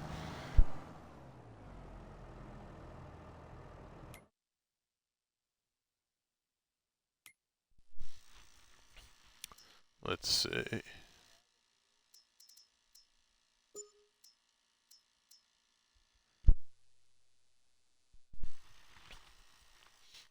Yeah, this one here should be good.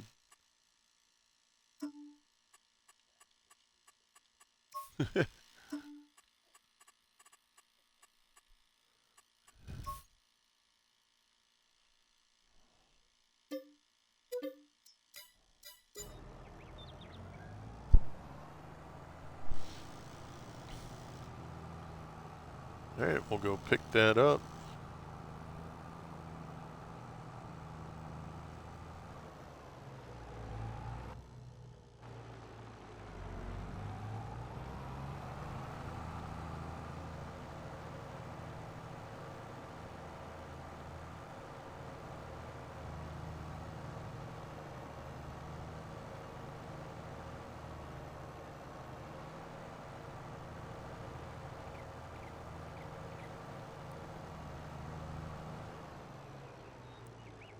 You know, one of these days on No Man's Land, I'm going to raise the ground that's around the shop to the top part of the shop. Outlaw, how you doing? And I want to see what we can do there. It's going to take probably like $10 million to raise it up, but we're going to try it. I'm going to raise all this right here. I'm going to raise up all this ground to be flush up top here. And all that toward that end over there. Oh, yeah. Mm-hmm. Yeah, all this over here. We'll try and raise it all up and then square it off. All good here, house crew. We're doing good there, bro. Good to see you, cowboy.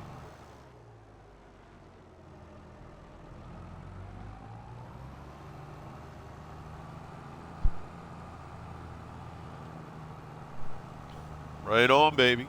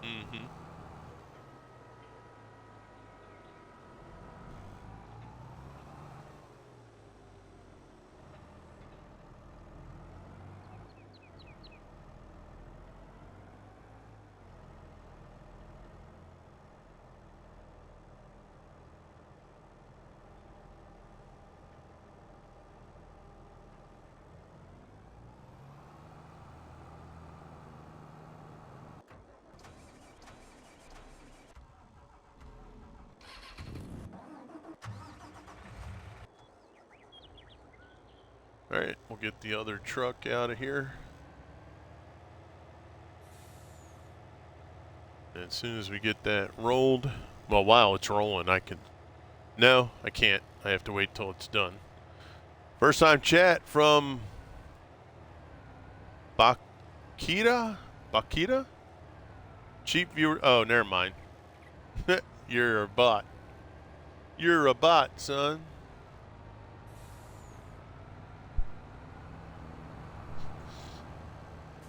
We got to get rid of you.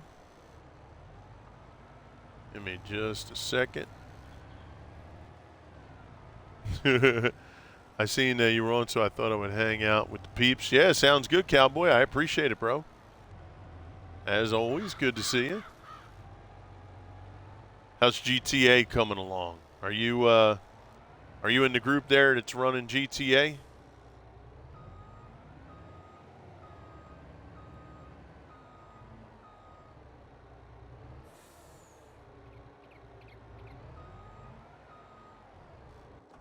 So while you guys are playing GTA, did any of you get like a pizza joint on GTA and name it Forget About a Pizza?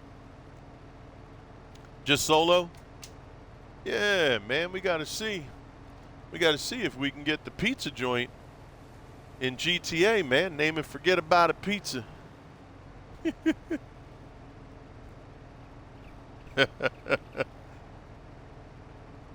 Or get a bakery, name it Cruz Cannolis. Oh, where'd you go, Sweed?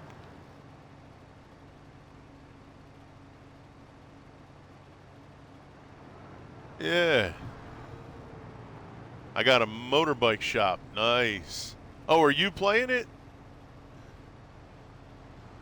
Yeah, GTA 6. Yeah, what's the news on GTA 6? When's that supposed to come out? You know, it's weird. When GTA first came out, I played it. I never did the online. Yeah, I don't know. It's weird. It's just one of those games that I never gravitated back to. Although it'd probably be fun.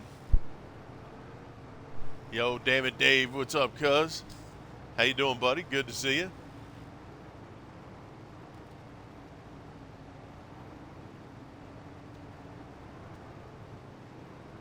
Yeah. Yep. As soon as he goes the other direction. Not feeling well? Oh, crap. Sorry to hear that, bro. I hope you feel better, man. Alright, let's go. Actually, I think I already have a tractor over near the cedar. I'll just grab the class here. I like the storyline and the roleplay. Yeah, see, the roleplay, it's weird. I would probably get into the roleplay. But, you know, I don't have that. I've been on lowrider kick because I got 6 different lowriders. Oh, in the car mechanic? Yep. You should be able to get bail fork specifically for the telehandlers.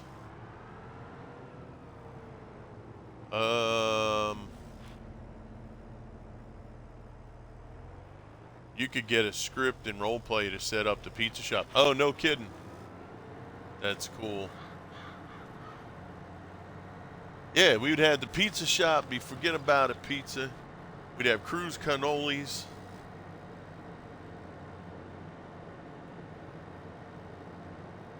Crusader. Car sales.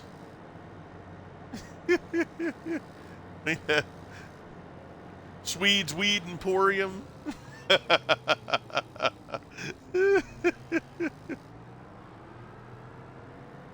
Cannabis Crew.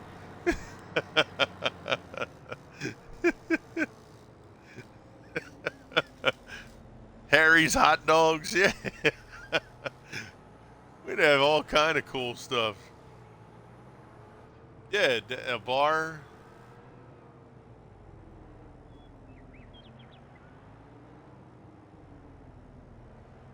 Titch's Tipsy Saloon. We'd have all kind of stuff.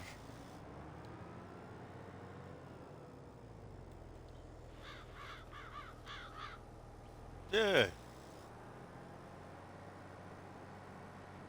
And we'd make the bar special with rubber floors, rubber walls. Yeah. This way you fall, you just bang into a big old rubber thing on the wall. Get a bar and a band called the band Free Beer. You'll get some customers. Yeah, exactly. Dickens Apple Cider Company. Yep. Seeds dropped in that bald spot over there. Roller's doing its thing. He's almost halfway, actually. I'll bring the cedar back. We have 3 fields that after we sleep through 2 days will probably be ready. Hopefully that sugar beet field will be ready. We should take a peek at that because that's been there for a while. But yeah, I would like to play GTA just because, you know, it allows you to just do what you want to do, and you know, having the companies, you know, making the money at the places. You know what I miss though? I wish there was. I don't know if you guys ever played Godfather, the game Godfather, Godfather 2, where you could actually um, go into places, like you would have your own crew, and you could go into the place and kind of, you know, mess with the dude, smack him around a little bit, and turn the racket over to you instead of the previous mob boss. And, you know, you eventually try to take over like a whole neighborhood. I wish GTA had a segment to it that was that, where it was more like mob based, where I can move into a neighborhood and have my own crew and take it over, like, you know, have the racket going, have your speakeasies built somewhere in the basements, and, you know, have all that kind of stuff. That would be cool.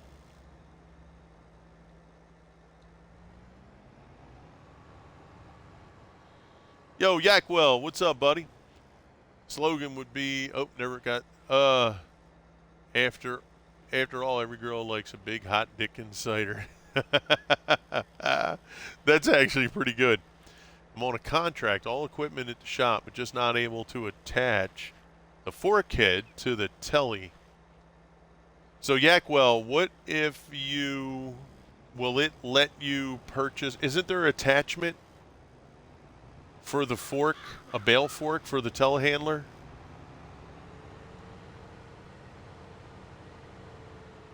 Right? You could do that in role play, but you would need other peeps to help. Yeah, exactly. Right, I would need a group of people. Yep. Yeah, I think there's, isn't there that plate or something that you put on? So it won't let you get that? Is that what you're saying? Because I thought that was a mod, that plate. I didn't think it was in base game.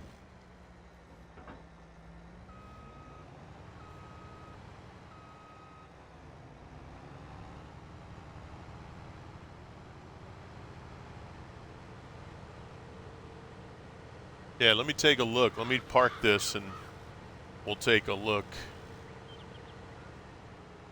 See what, because I don't have anything in the mod hub for so whatever I have should be base game.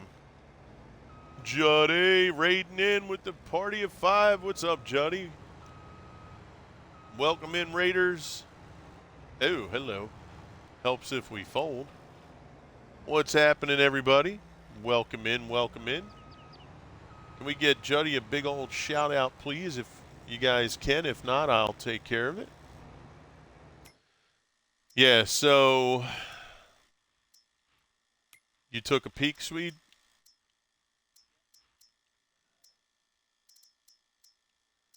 Yeah, so telehandlers, combinations, right? So actually, you should be able to use the bale fork straight away, right? Because yeah, that's the telehandler hookup right there.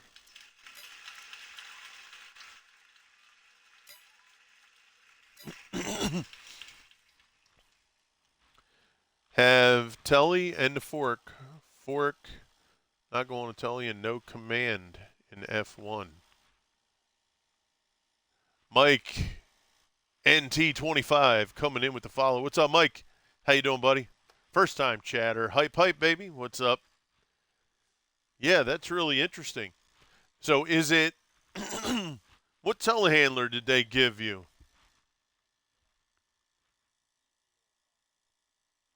He's on PC. He said F1.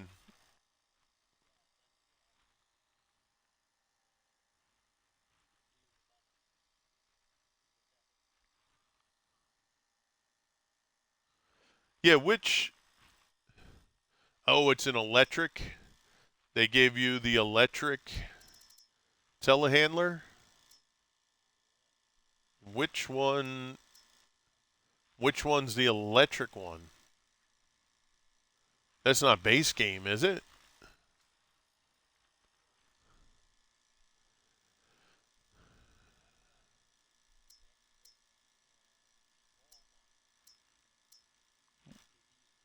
Oh yeah, here it is. The Fairson. So which one do you have, Yakwell?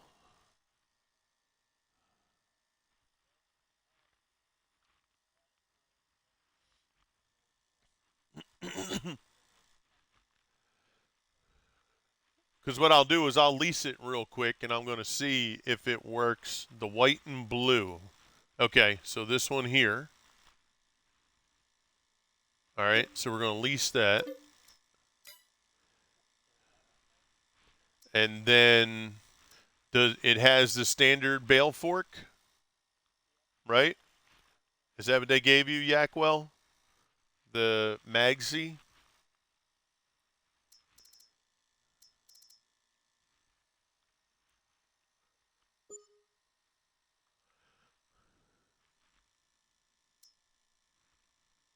I assume I'll lease that. I assume that's the one they gave you.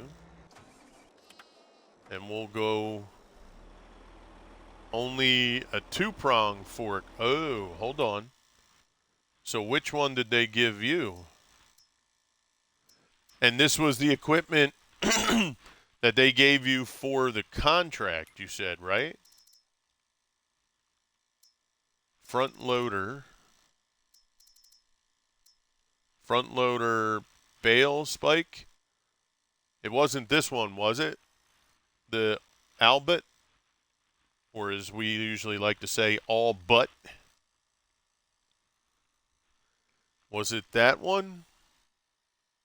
It was this one here?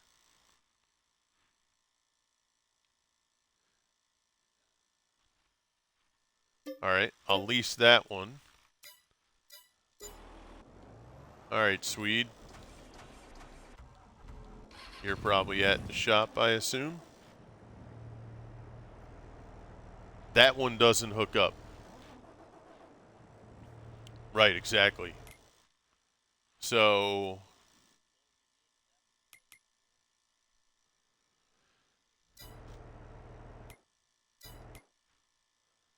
right. So, hold on. Sorry. Wheel loader. Hold on.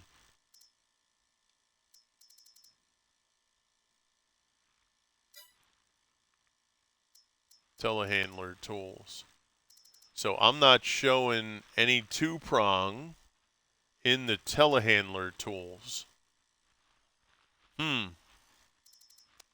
That's interesting. So the only thing I would do then, Yakwell, is go and get this bale fork.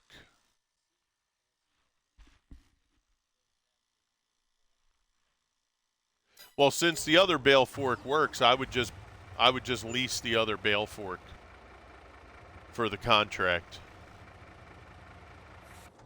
right? That's what I would do. Lease that one.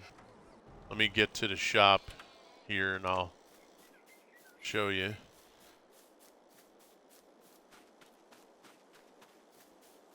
Actually, what am I doing? I can just go like this. Yeah, so what I would do is, since you have this telehandler, I would just lease this bale fork, because that one will attach. I mean, you'll lose a couple bucks, but it's not going to be a ton. What did that thing cost? Like $18 to lease it? So that's what I would do, Yak. Yeah. Yeah, since this other one won't work. Just to get you through the contract, you know what I mean? Shoop. Shoop.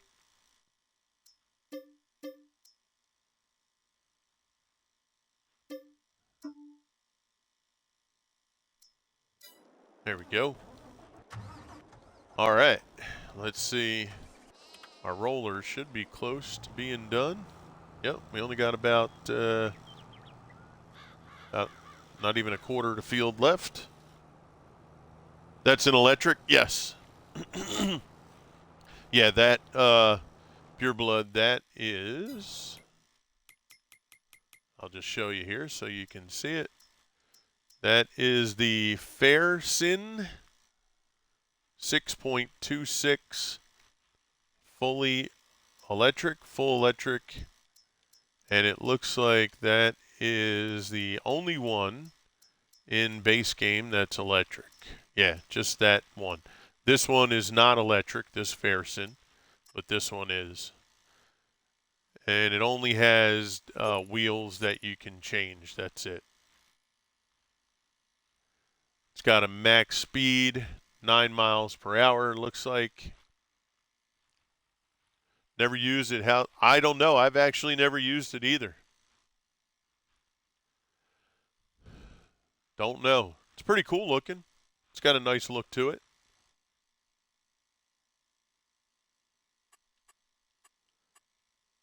Looks like it only has standard tires.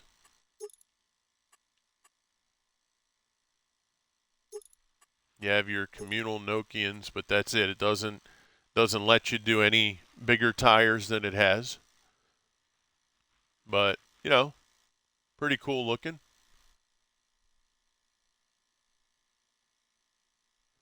Dude, on that game, Grids Legends, dude, they had these electric cars that I had to race. Whew, man. These things were outrageous, Swede. I was doing, oh my God, man, they looked cool, and the sound, those things purred, man. It was just that was it. Alex the goalie coming in with the follow. What's up there, Alex the goalie? Tractor with the front loader is better. Gotcha. First time chat from Alex. How you doing? Can I play, or are you playing single? So we are. We do have multiplayer. However, Alex, we had mentioned this usually whenever folks come in and ask.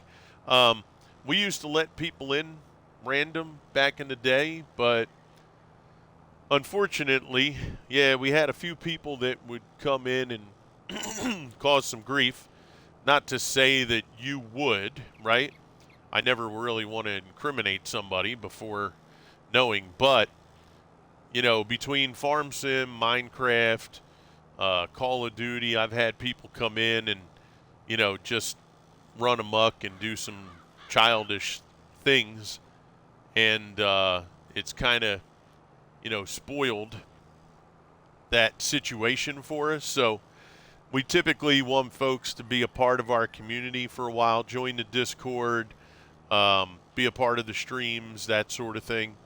And then once we get to know folks after a period of time, what that time frame is, I can't say. It's not a definitive 1 week, 2 week, 3 weeks.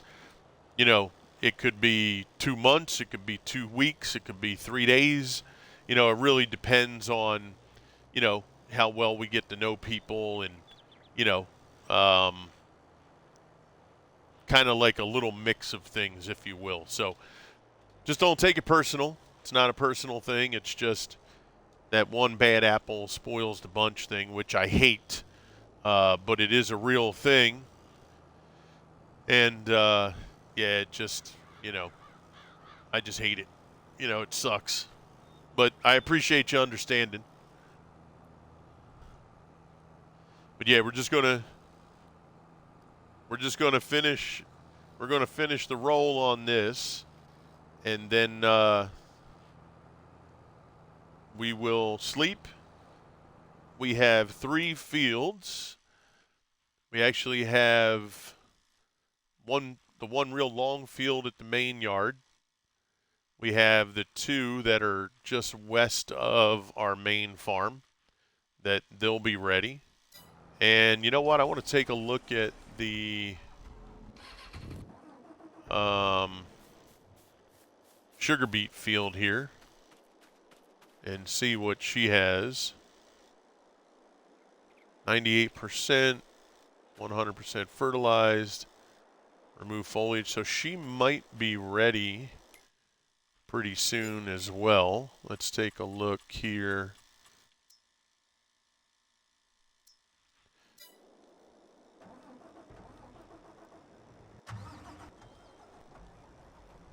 Let's see where we're at production-wise. So animals, full. Chickens, full. Yes, sir. Where, excuse me, where is over here? What are you doing? Holy mackerel. Look out. Look out. What's happening? What's happening over here? Detach the, oh my God.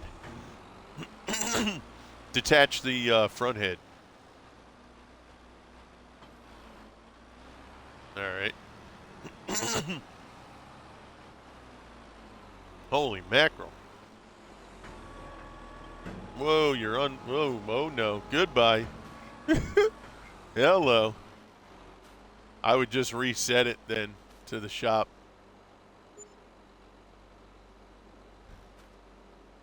Holy mackerel.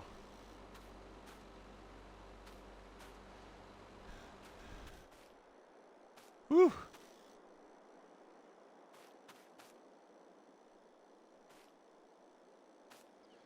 Well, that was a nice little fold-up job there.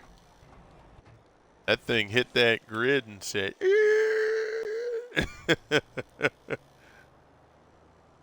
excuse me, I'm stuck. It's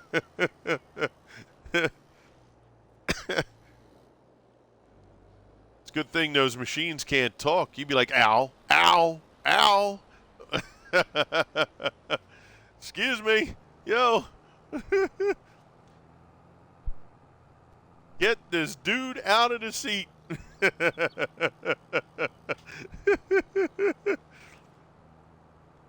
Yeah, the hydro pump went nuts. Yeah. My goodness. He'd be whistling. You'd be hearing the whistling. Yo, stop. Help. Help.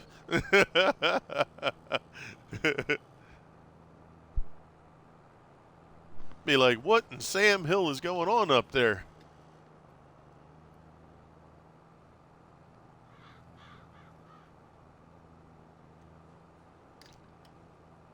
All right. We might just have one more pass and we'll be ready to sleep.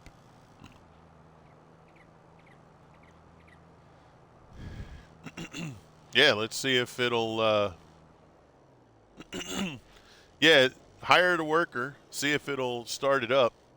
And if it does, then at least we'll know we're ready. And when we wake up, you can head over there and have a blast. Then we'll just hook up the trailer Might need one more pass, won't I? Yeah, we'll have a little bit that we'll have to hit on the back end there. That was a miss. So, chat, I mentioned it earlier in the stream. So this little piece here, right? So I wanted to mulch the grass because we seeded. We had the first stage of growth. This was all covered. And I wanted to mulch it. Okay. So I wanted to mulch it. And the tandem disc harrow we have, it said mulch, and then there's a mulch tedder or a mulch disc harrow. So I set it for mulch. When I brought it over here, I set it to do a headland, and I, hired the worker. And when I hired the worker, it didn't do the mulching. It actually just did the disc harrow, ripped up all the ground. So we just reseeded over here. So we just have to do the rolling on this edge. We'll go to sleep, and then we'll hopefully for next month, December, we'll have fields ready to harvest. This will probably be ready to mulch. And yeah, we'll be good to go. Lines blowing, metal shrieking, beams creaking, dogs and cat to sleep. Complete madness. That's right. There was all kind of stuff happening in there.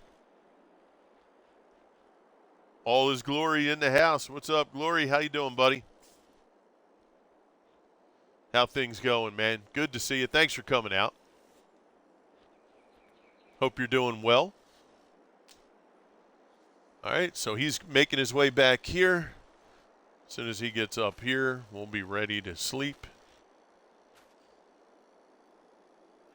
And like I said, we should have, so all the animals are good. Productions, let's take a look. So we have wheat in making flour right now. We do have barley, oat, and sorghum out in the fields.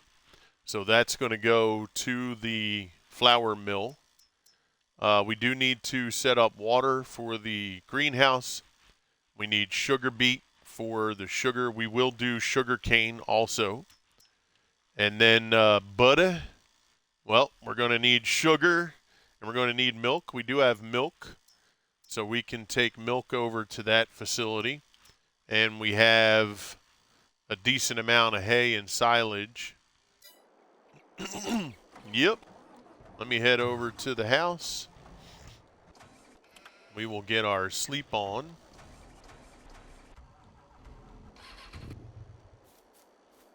We got to go 2 days.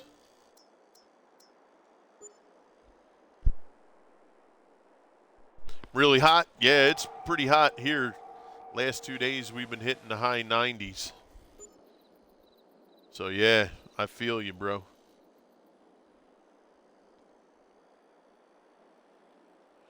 Okay, let's get one more day. There we go. And we'll take a look. We should be ready for the 3 fields, and hopefully sugar beet's ready to go.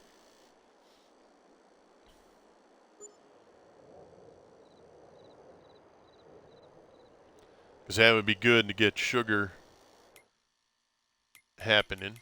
Let's take a look. So the 3 fields are ready.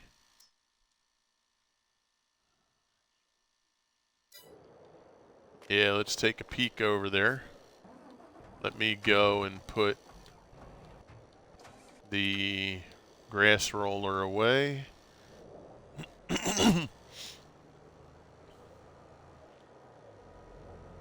Okay. So we'll have the other fields that we can do. Those other fields, Mr. Sweed, if any of them are barley, oat, or sorghum, they're going to go right to the flour factory. I'll bring this back. I'll hook up the mulcher. We're going to mulch that grass.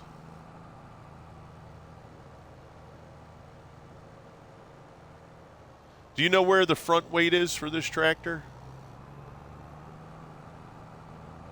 Okay. That's fine. I just wanted to make sure I didn't drive by it or miss it. Fair enough.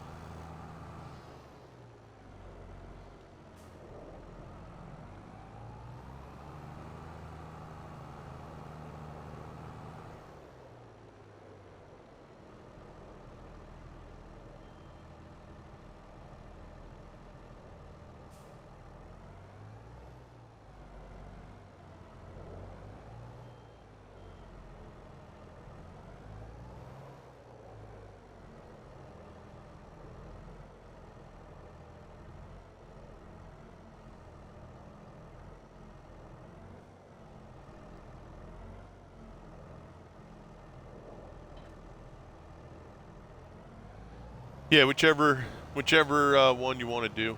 Yeah, it's fine. Alrighty.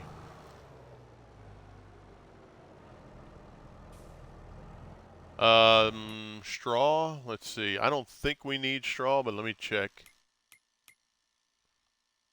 Nah, we're good on straw.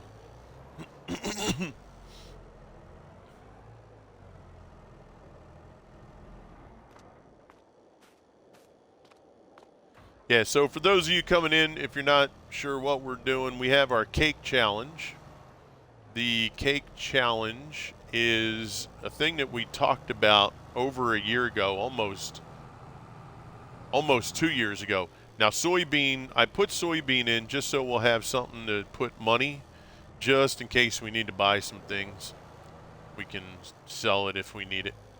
But we talked about it almost 2 years ago, and Gallo was in the discussion with us. So what we're doing is $30 million in sales of just cake. When we initially talked about it, Gallo said that he would do 10 million, and we would only have to do the 20. So he has started doing his 10, and we're probably going to do the 30, but the initial conversation was about, it being split. And then once we heard about FS25, Sweed and I talked about, potentially doing this as a way of, almost like ending Farm Sim 22, working our way into Farm Sim 25, if that makes sense. So how long it's going to take, we don't know, but we're going to get things going. We got a lot done already. We just need to get, with cake, you have to do almost everything, right? You need eggs from the chickens. You have to get, a lot of stuff going. So actually, let me see, how are the chickens doing?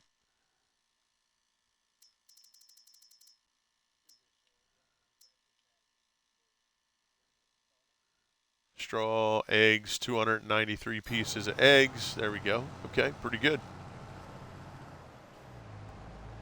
Yeah, so, with cake, you have to do a lot, right? You need eggs, you need milk, you need butter, sugar. So it makes it to where you have a lot of different crops and animals to do and production. So figured it'd be a good one for us to do, a little bit of almost everything.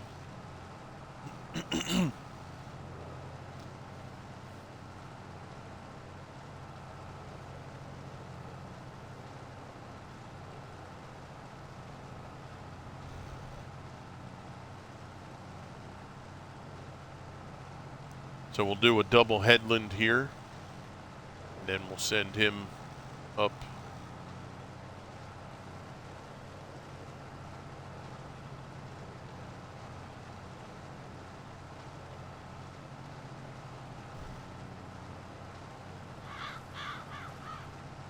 And you have the soybean getting done, you said, Sweet? Sorghum? Okay. Cool.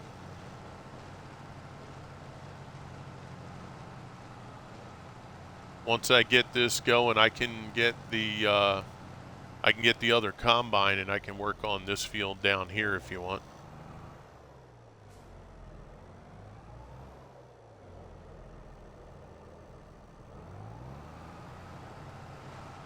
Alright, we'll let him go.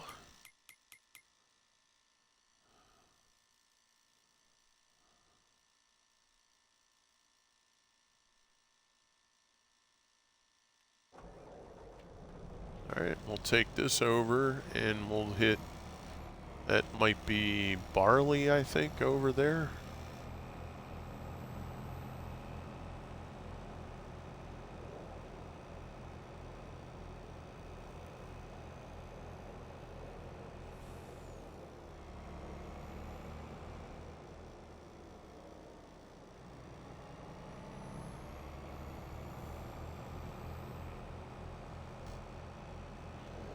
So Chad, how's everybody doing? Hope you guys are having a great start to your weekend.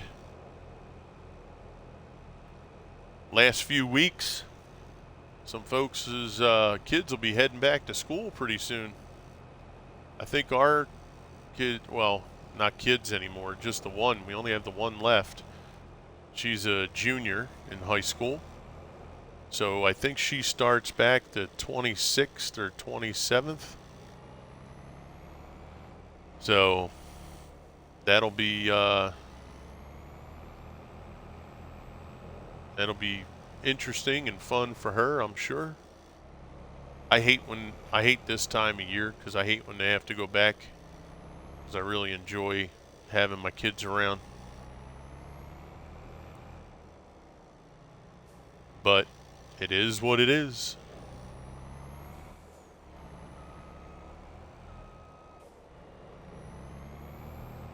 Summer seems to be flying by, Cowboy. Yeah, it's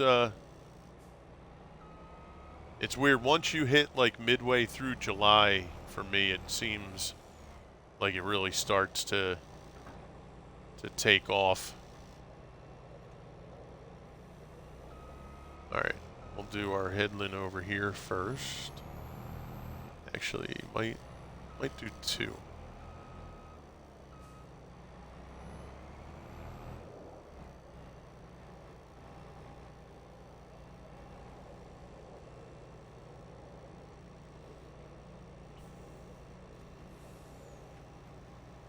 All right, let's get you unfolded.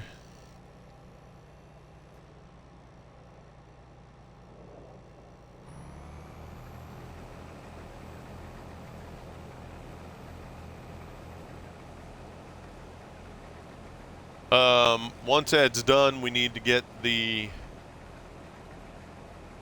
big mulcher slash disc harrow.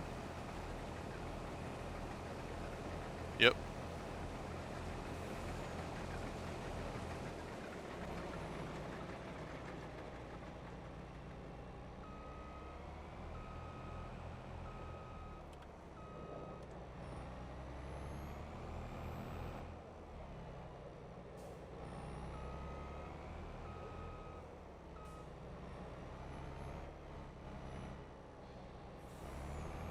Okay.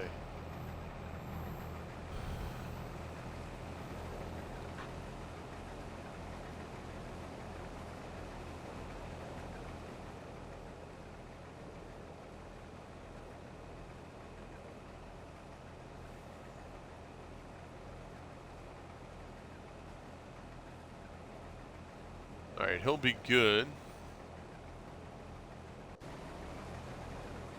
There's our sorghum. So that'll be good for our flower facilities. Let's grab a couple of these.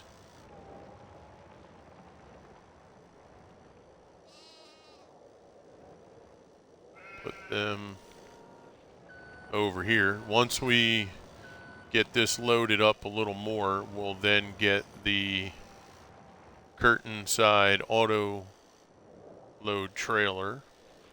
We'll bring that over here, and hopefully we'll be able to just load these on there and move out.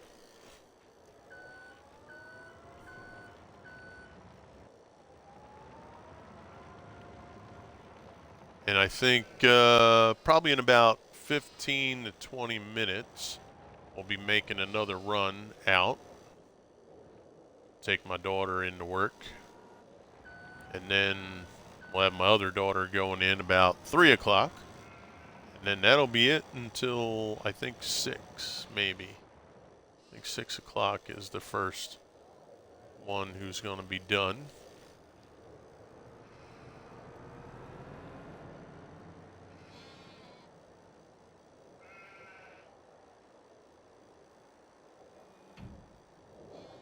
Okay. Alright, so that's good. Let's see. We should hook up the other mulcher. Let's do that. We'll get the other grass mulcher here. I mean, it'll mulch anything, but I'm using them for the grass because we have the bigger ones for the fields.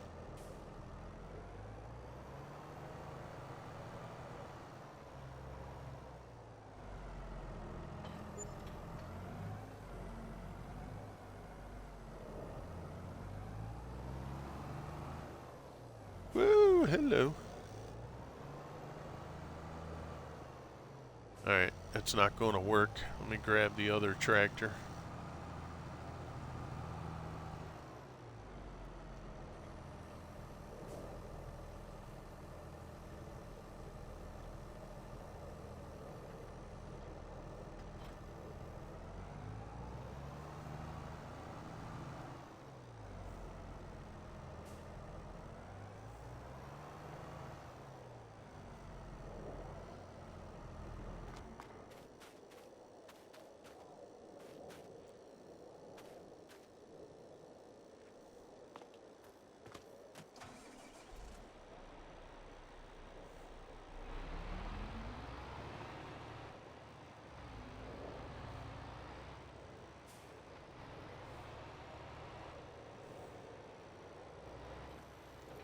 So Chad, what have you guys been up to? Anything new going on this summer? Have you gotten out to vacation? You know, been able to go or do anything? Or just kind of been doing little odds and ends around the house? Or what's been happening? I know Sweed, he's been doing some work around the house. He had like a patio he was doing and a couple things here and there. How about you guys?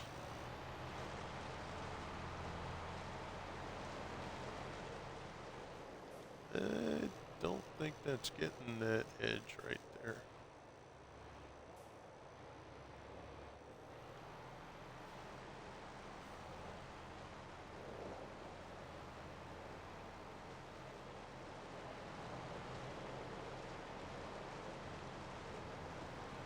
You got the rain hitting now? Yeah, we're supposed to get some thunderstorms later on. Lovely. Just odds and ends, cowboy? Okay. Yeah. Yeah, you're like the animals, you know. They know way before the storm's coming that it's coming. Yeah.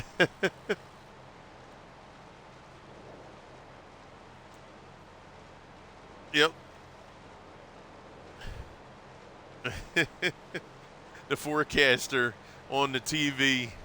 Yeah, the forecaster on the TV says Swede looks awfully dreary today. Chance of thunderstorms later.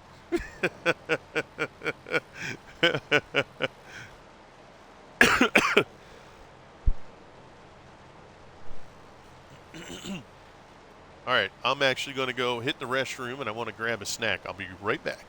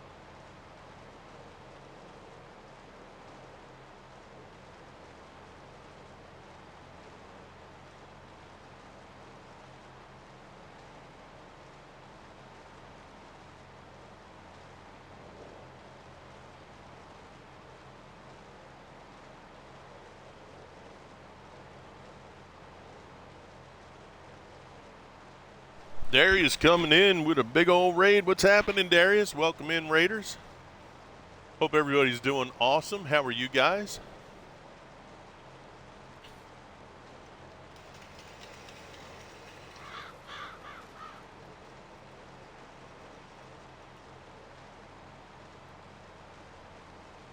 UTV nerd, what's happening? Thank you for the follow, sir. What's going on? What's going on? Doing well. How about yourself? We're hanging in there, Darius. Yeah, we're hanging in there. We're a little bit busy today, getting the kids to and from work. I got probably another 10, 15 minutes, and I'll take the next one. We're keeping the stream open. We'll just take, a little break. It's not too far.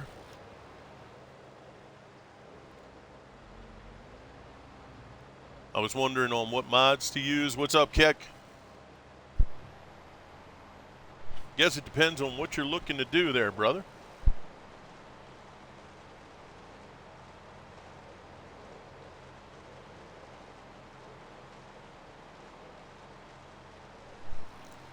I appreciate all you guys coming in with the raid. Darius, thank you for the raid, too. I really do appreciate that, buddy.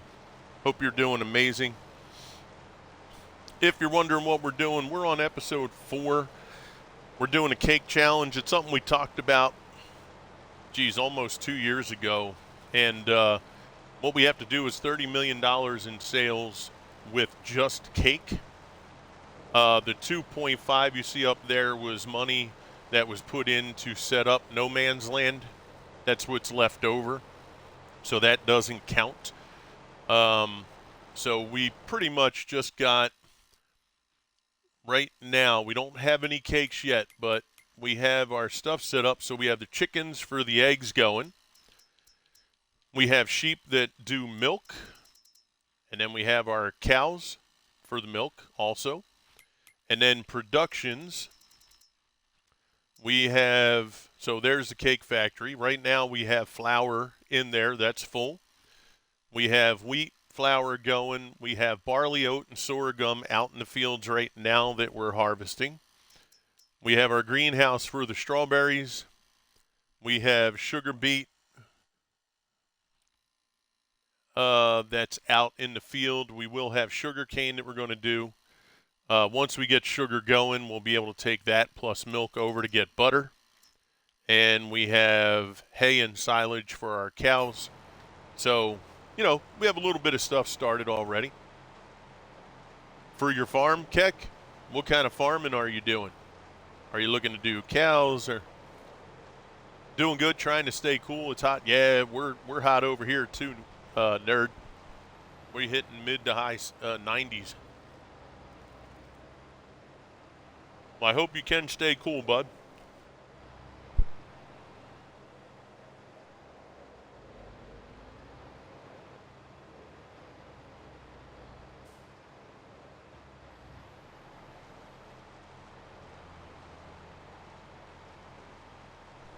We have Mr. Sweed helping me on the farm. He's not in chat, but he's in the headset with me. He's working on harvest right now. We have 2 mulchers mulching the grass.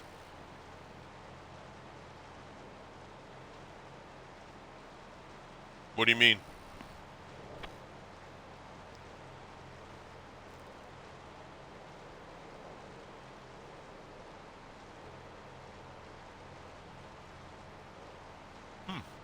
Let me take a look.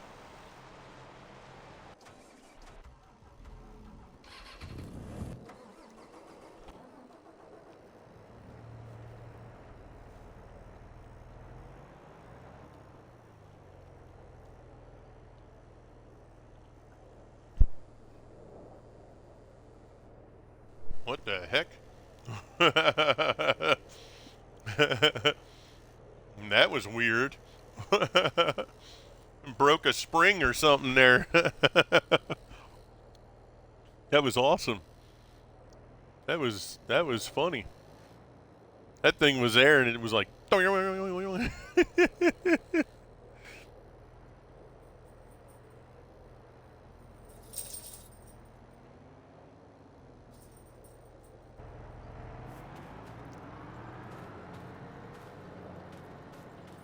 All right.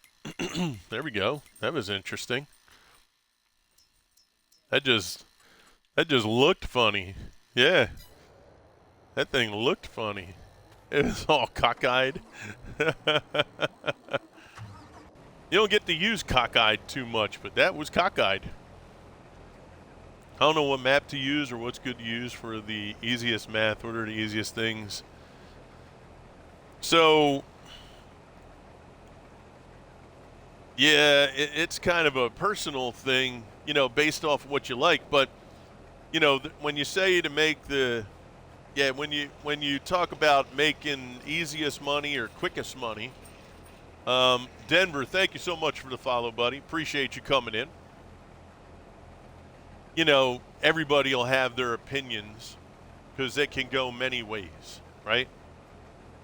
You can, for me, if you want to do the easiest start, if you're not somebody who's played Farm Sim a lot, what I would do is pick a map that already has fields, not like the one we're doing where you have to create your own. Go and do a basic map, even base game maps if you want, right? Elm Creek, Baileron, right? They're your basic, simple maps that are already in the game. But what I would do is go in, sell all the stuff that they give you in the game, all the equipment, okay? New layout for the mobile app, so confusing. Oh, I got you. So get rid of all the stuff. Get sheep, right? Get one barn with sheep. Maybe buy 4 sheep. Buy the older sheep so they're ready to go for you. And just work on a field with grass. I would recommend, if you have the money, lease a baler, a square baler, and in the sheep barn, let me just show you here if it'll let me out. In the sheep barn, now these sheep make milk, so you won't have this one. Yours will make wool. When you get the bales, stack the bales inside here as clean as you can. If you download the liftable bales mod, you will then see in your equipment for baling, you will see the balers that have the mod, liftable bales mod. That'll allow you to make bales that you can lift by hand if you want to do that, and you can place them in here by hand. If you don't want to do that and you want to use a bale fork, something like that, then you don't worry about the mod. Just do the bales and load them in yourself with whatever you use. Front loader on the tractor, telehandler, an actual front loader, you know what I mean? And then just load them in that way. Housewell coming in with the follow. Welcome in, Housewell. Good to see you. Going to lurk and check on a couple other streams, BRB. Okay, nerd. Take care, buddy. I appreciate it, pal. And then let the sheep, like I said, you can get as many as you want. I usually start with 4, let them multiply on their own. Just make sure I keep feeding them. Because if you're starting off new, grass is easy to maintain and sheep are easy. All you have to do is give them grass. You don't have to do bales if you don't want to. You can do bulk grass. Just make sure you have a silo to put the grass in. You'll need either a grass silo or like a multi-fruit one. That's why I say bales are better. You can just stack all this up. Sweed and I usually do that when we do sheep. We're not on this one because the bulk will be better for us. But typically, Sweed will go in here and stack all the bales in there. And then all you have to do is walk over, grab a couple, stack them right here. You can put about 3 or 4, and it'll auto pull as it needs to fill. This way you can do it and just kind of walk away from it for a little bit. But that'll give you an easy way to make money, because once you get the wool, you can load the wool onto the back of a pickup truck or an auto loader and then take that to the facility that's going to be selling wool. If you, let's see, if you go to wool right here, you know, 895 per 1,000 liters at the farm shop. When you go into your playthrough, I'm a big fan of farming simulator games. Oh, cool, Denver. Well, that's what we play here on this channel. We do play other stuff, but primarily it's farm sim. Hey, for everybody who just came in,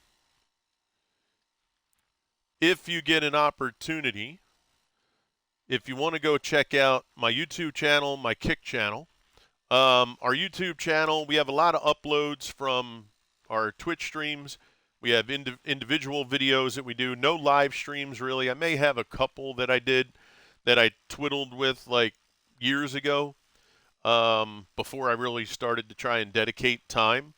But we are trying to work a little bit more on YouTube as well to get to at least that 500 sub goal. That's the first goal over there. We're at 315. So, you know, feel free to go over, hit that sub, hit a like, leave some comments, look through the playlist. I do a lot of Total War games over there. You know, just dabble. I got a lot of Call of Duty shorts. You know, just take a peek. If you want to help out over there, feel free. We did just start on Kick. Also, we're at 97 subs or followers over there. So if you get a chance, you know, please go check it out. And I appreciate anything that you guys do. I thank you for coming by. And, yeah, we're just hoping to grow our channels, get better at what we do, and have a good time. Give you guys some good content to hang out and chit-chat about. So, yeah, so I would say, Keck, for me, that's a very simplistic way to go. Even if you only have one field that you buy, just work that field with grass, bring the grass, get the wool going. And I would say even do yourself a favor and do a small, let me go in here, do a small silage pit. So like if you were to grab something like this, right? Put that next to your sheep if you can, or somewhere on your farm. And whatever, let's say 3/4 of the field you put away in a silo to keep as grass for your sheep. Or if you fill up that opening with the bales, whatever's left over, dump in the silage pit. And then if you can get a second field, make one grass field for your sheep, one grass field for your silage pit. Go ahead, Sweet. Yes. So make one field for your grass for the sheep, make one field grass for your silage pit, load that thing all the way up, blanket it, and then when it's done, you can sell the silage. And that'll bring in some decent money too. So those would be my recommendations for very simple, easy way of just, you know, starting on your map and doing something that's fairly simplistic. Okay? You're kind of playing Farm Sim 22 right now? Awesome, Denver. Good for you, buddy.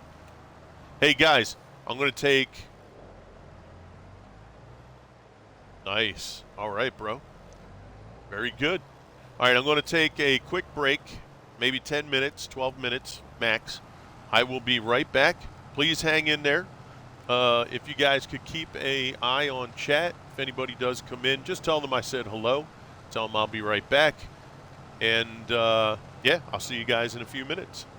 Yardy, what's up? Evening. How are you, Yardy? Good to see you, buddy.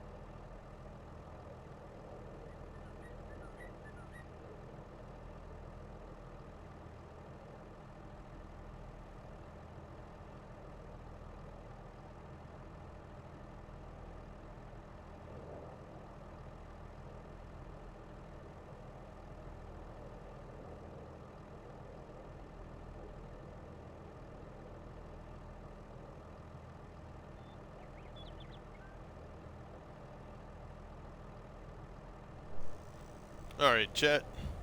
We're back. Mr. Sweed, are you there? All right. Thanks for hanging in there, chat. Appreciate it.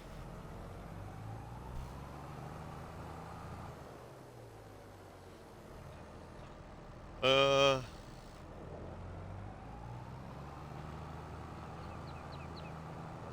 okay, looks like the mulching's done.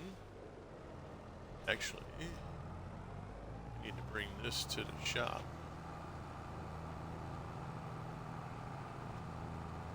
How you making out on the fields, bro? Good.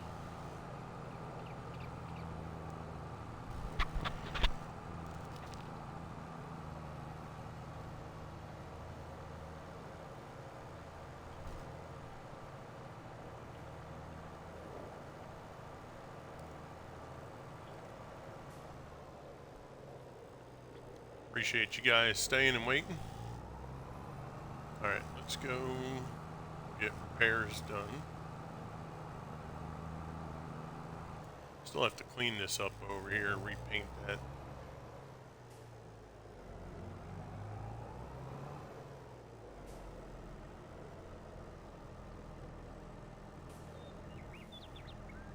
If you guys are looking for a good garage, this one here is pretty good. It's got a lot of openings. It's got a good size garage, and you don't have like the little yellow line on the ground that you have to be in a specific place for it. Let me see if I can see. Yeah, it's in the American Workshop mod pack. And like I said, you know, you can just pull right in. You can fit almost anything in this garage. And I like that you don't have to be inside certain yellow line area. It's just pull right in. Yardy, how do I do sheep? So basically you just need grass. That's it. Put a sheep farm down. Yeah, put a sheep farm down at your farm. I would purchase, if you want to do something fairly quickly with the sheep, buy the older sheep so that they're ready for producing. And then make yourself a nice grass field. Process the grass, dump it in your sheep, and they'll produce wool. You can also make bales, and you can put them in the, you know, in a bale shed if you want, or in the little facility, the little holding facility next to the sheep at the, if you use that bale, or if you use that sheep barn. But that's the quickest and easiest way to do sheep. Just put the sheep barn down, get yourself a nice grass field, mow your grass, collect it, dump it in, and just wait until the wool starts coming out. And sell the wool for profit.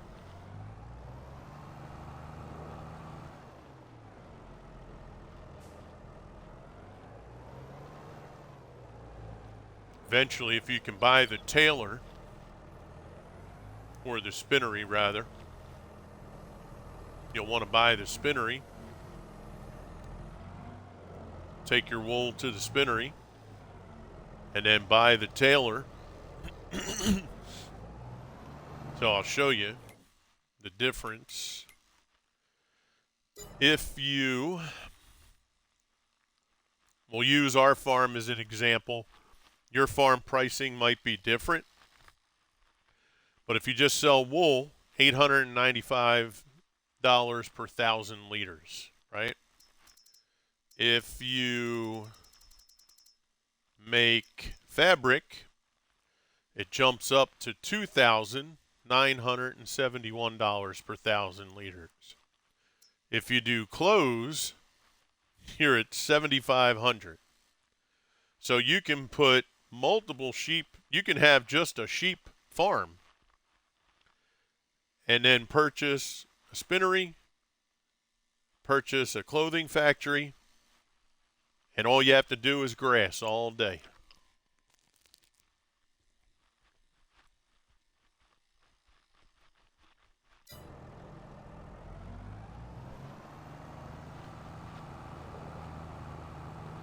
Once you make enough bales or you store enough bulk grass,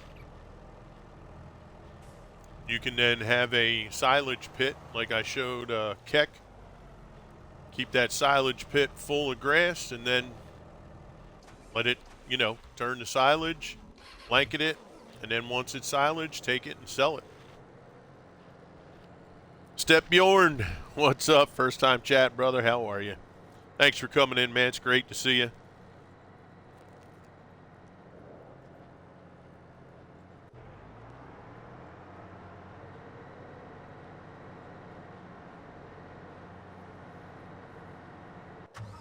Chickens? Yeah, soup.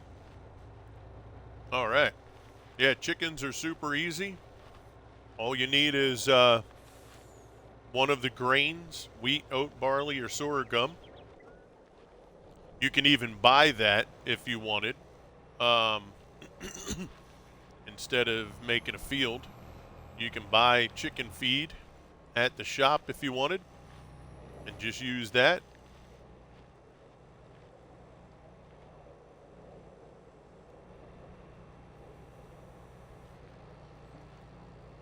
What brings you in there, Bjorn? It's great to see you, man. Thanks for coming out. Welcome to our channel.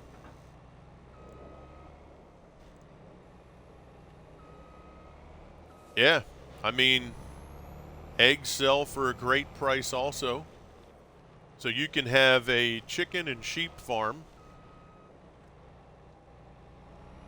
if you wanted and just take care of those two things.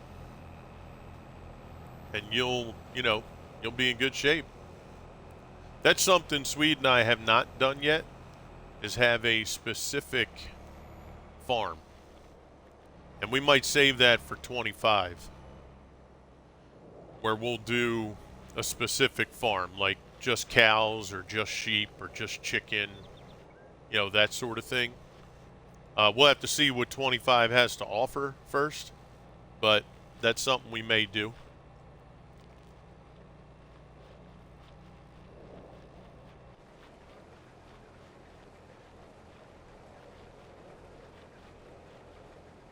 Looks like we're on the last row on that oat.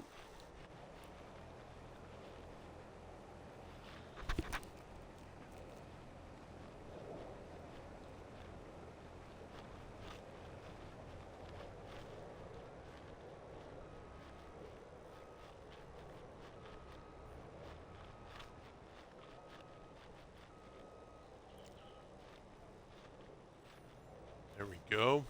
Awesome. Is that other one good to fill up? There's like another 103,000 in here. Yep. All right, we'll empty that. We'll take the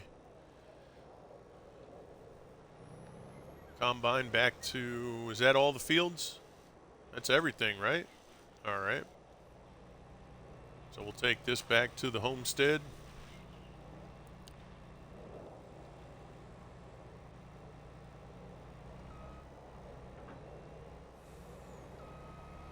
Fold that up.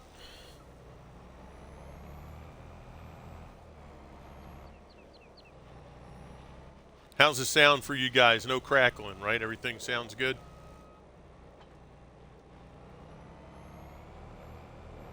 We had a little mic crackling earlier. Hopefully that's still good. But yeah, hopefully that answers your question. But sheep are the easiest way to go if you want to do something quick, easy to get started. But I would, nice. But I would definitely progress to getting your own fabric, you know, your spinnery, and then eventually your own tailor shop if you're going to do sheep.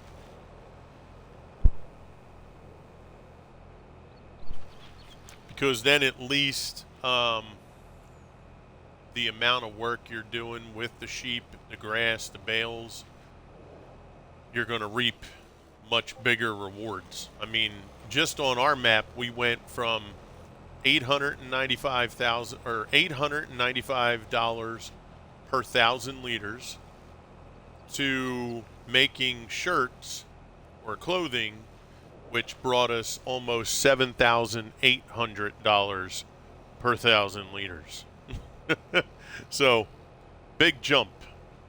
Okay, so you definitely want to consider that. Same effort, right, that you're putting into the sheep, just you're sending that process all the way down the line, and you're going to do, okay, very good, but you're going to be getting, you know, from 895 to 7,800. That's a big deal.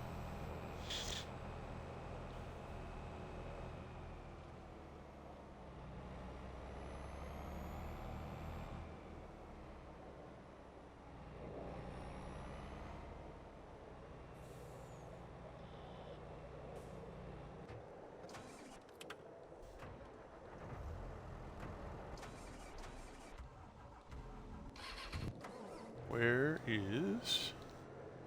Okay, so that's the mulcher, disc harrow.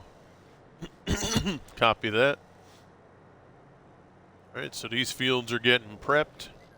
They'll be ready for slurry. And then they'll be ready for seeding. So right now you guys can see the mulching that's going on. So we have this field here getting mulched.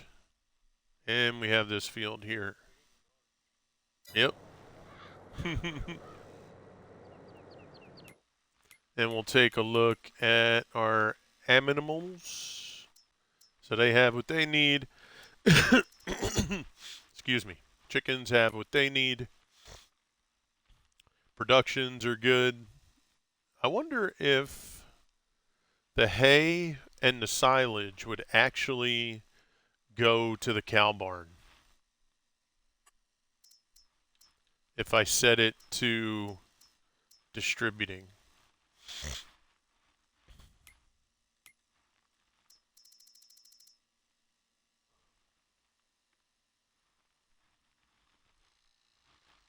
Going to hop off. Have a great one. All right, cowboy. You take care, partner. All right, I'm gonna distribute the hay and the silage.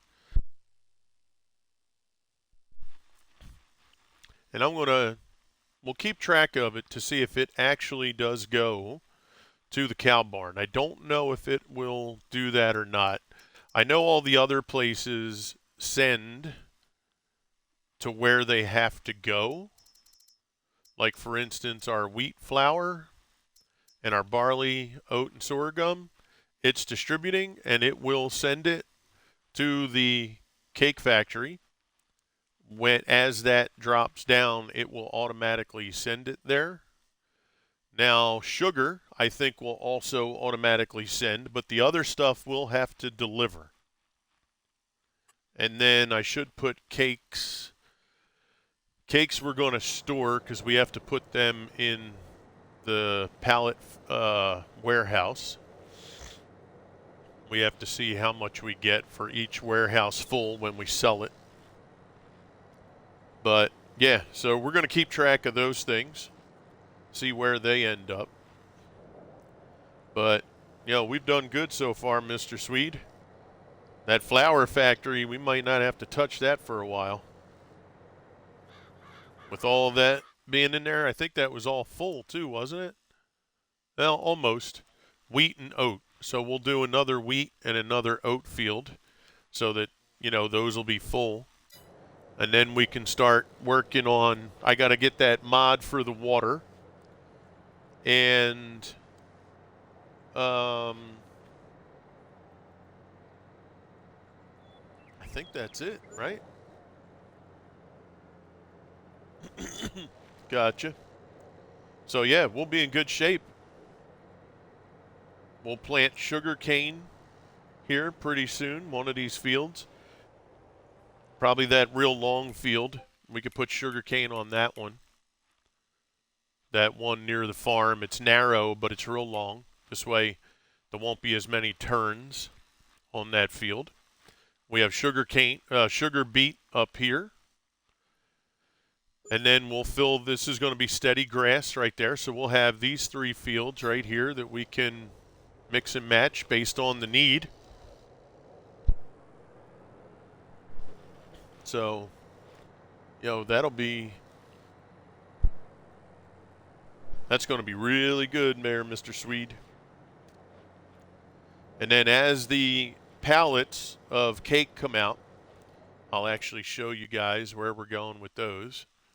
So this, I believe, is the grain mill. This is the cake factory or bakery. As they fill up here, we are then going to take them and store them right inside here. And this is supposed to hold 1,000 pallets. Once we fill that with 1,000 pallets of cake, we are then going to bring the curtain side auto load trailer to here. We will load them and then sell them. Mama Do, how are you? And then based off of that, like at that time, I'll see what the number is in the top right corner. I'll write it down. I'll put the calculator up or whatever. We'll then sell everything, all the 1,000 pallets of cake.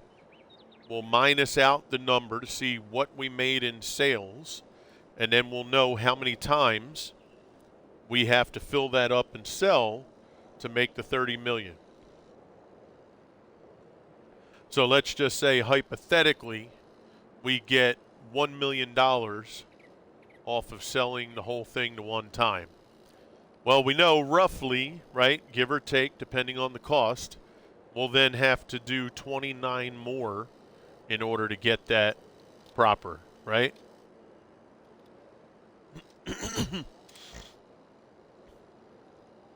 Doing good. Yeah, family's doing good. We're doing good. How about yourself? I hope, you and your family are doing absolutely incredible. So we have 2 more passes, and then this field will be mulched and disc harrowed. That's actually a good piece of equipment. It helps us, so we only have to do the 1 pass. So that's a good thing. It's heavy though. You need over 600 horsepower. That's why we went with the big guys here. They're 620. But you do need over 600 horsepower to work that, or else. Now, if you're truly flat land, you might get away with a 500, 517. But it better be truly flat, because as soon as you hit a hill, it's going to struggle.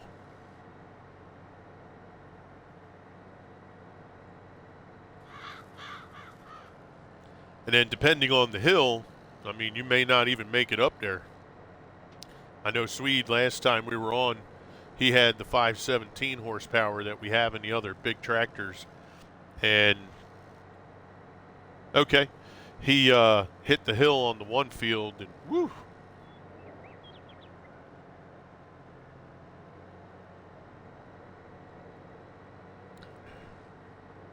All righty.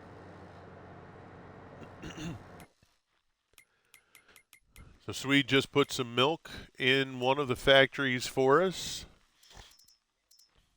Let's see. He put in the butter factory. So we have butter being made. Well, sorry, it's not being made yet because we still need the sugar, but We're getting there.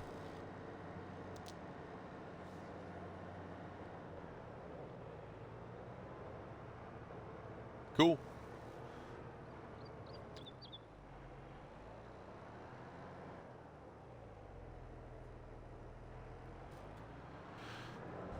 Yeah, so we have one small little pass that this will have to make. This field will be finished. And we have this field that's getting worked. Very good. Yeah, so we're in good shape, guys. I like it.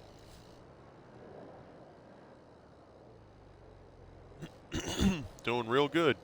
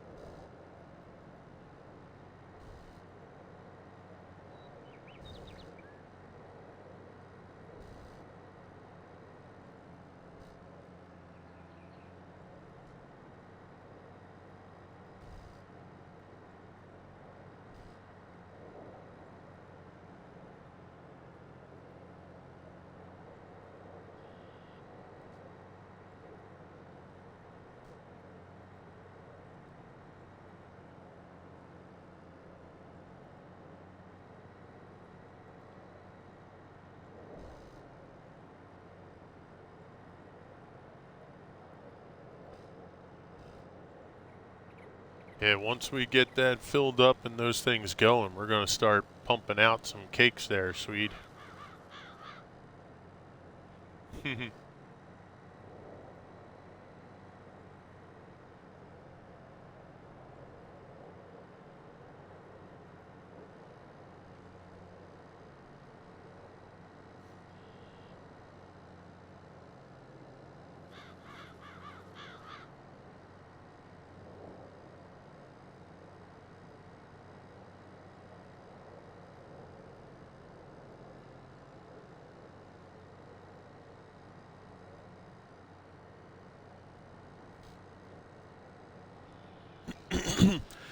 Can you get your Discord, please? And thank you. I need help with setting my farm.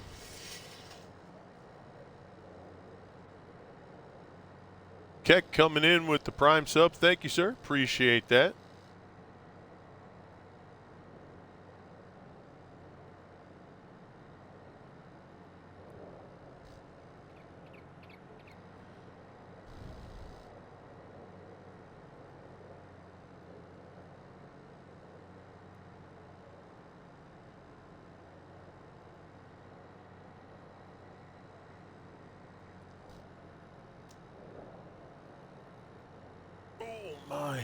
Oh my goodness.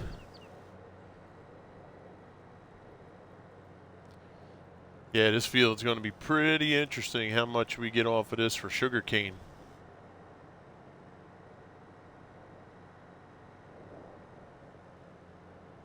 I'm curious about that field with the sugar beet, Sweet. What would we? The biggest we had so far was what? 4.5 million, right? On that field on the construction map. Yeah, I'll be curious to see what this one gives us. I feel like this one might be bigger. Yeah, that'll be interesting. What's a good map on PS5? Well, I mean, you already, all the maps in some way are pretty good, right?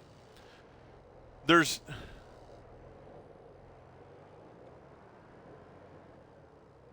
right. The only difference you're going to find from console right now to PC are going to be like your 4X, 8X, 16. For the most part, right? Map-wise, you'll be similar.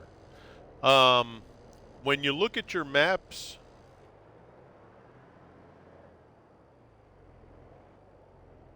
yeah, well, it's because of the modded disc arrow.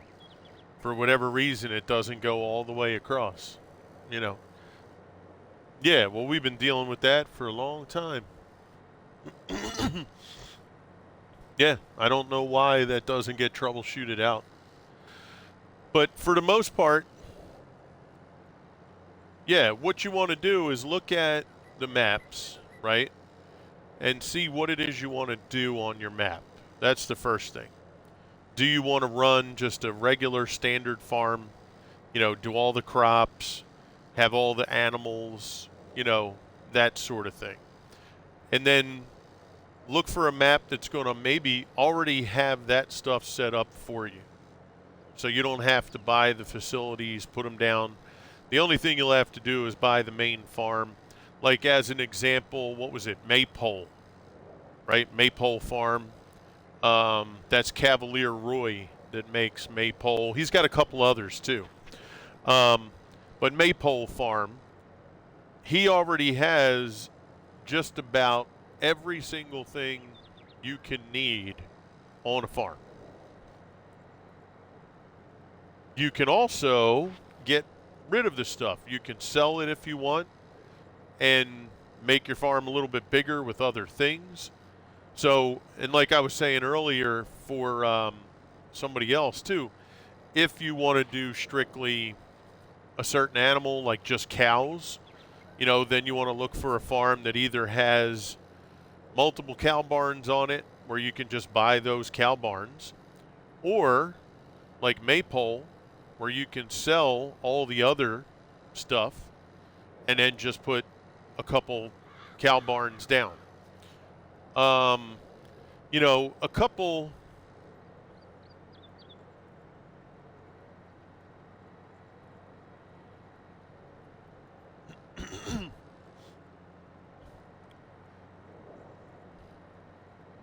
Mm-hmm. Yep. Yeah, the government subsidy. So some of the favorite maps that I've been on, like Griffin, Indiana, I really like. They have a lot on that map that you can do. It's a pretty big map, so you get a lot of area on the map to work with. That what was that map we played? I think it was American something, American Falls, maybe. That one seemed pretty cool. Aunt Baileron, actually, which is a base game map, is pretty cool. There's a lot you can do on there. Merge fields together, you know, do a lot of different things.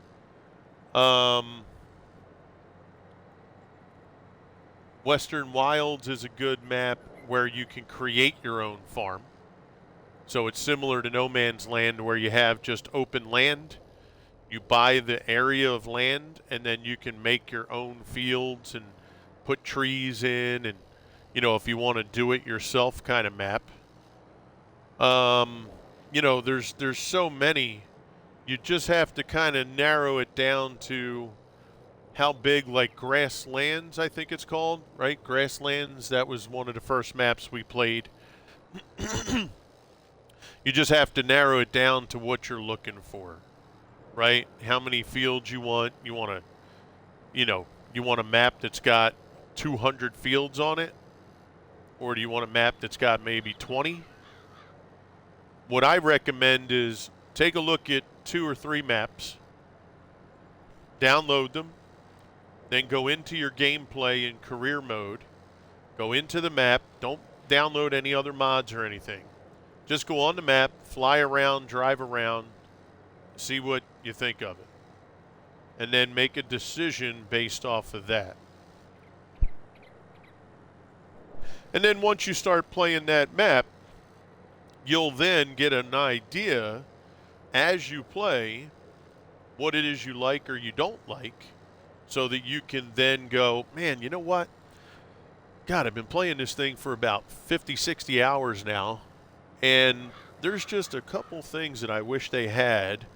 So now when you go to look for another map, you'll know what you're looking for, and you can go on it. Like as an example, for me right now, I'm only looking at maps that have 4 or 5 different crop types now. The only problem is 2 maps that I saw that had several new crop types on it, I just don't like the way the map looks. One of them was that Dutch map that we were going to look at. It's got very tiny little fields right next to each other. And then when I went to look at them, to merge them together, it still just didn't look right. So, unfortunately, it was giving me what I needed from a crop perspective, but it's just not giving me what I want from a layout and a playable perspective. So, alrighty. So, you have stuff like that. Make sure you read the entire printout that it has on the right-hand side to make sure on the map it'll tell you about the map, what it offers, if it has additional crops that are not standard crops, those sorts of things. You want to read that just to make sure you're getting, what you're looking for. Don't do like I do. Read it, but don't read the whole thing. And then you find out later when Mr. Sweed comes on, he's like, yeah, it said in the thing. I'm like, oh, yeah. Didn't you read it, crew? Sort of, kind of. So, yeah, make sure you read through the whole thing. But you got to get in there, drive around, or fly around. I find it better to fly around. Just go to your construction view and just, fly around the map. And, see what you like. Because maps are it's tough. Some people, they don't like European maps because of the hedges and the tight roadways. I think they're pretty cool. I don't play them too much. Hey, what's up, Gallo? I don't play the UK maps too much because I like using workers more than anything. And it's hard to use workers on those maps consistently. But I will tell you this, on FS25, since they have GPS, and the GPS is going to let them work the fields no matter what shape they are, at least that's the intent right now, I'll be doing every kind of map. Because I want to play a UK-based map, right? I want to play a German-based map, right? Anywhere that has things different than your just gigantic, huge, open-air American flatlands, right? So FS25 will be better for me from a all-inclusive kind of playthrough. And it's probably going to be better for me, too, because it'll be a slower pace. So, it's not going to be so quick, easy, just zip, zip, get this done, get that done. It'll be, because it seems like they're going to add a little bit more to do, it should be a slower pace, but still be effective.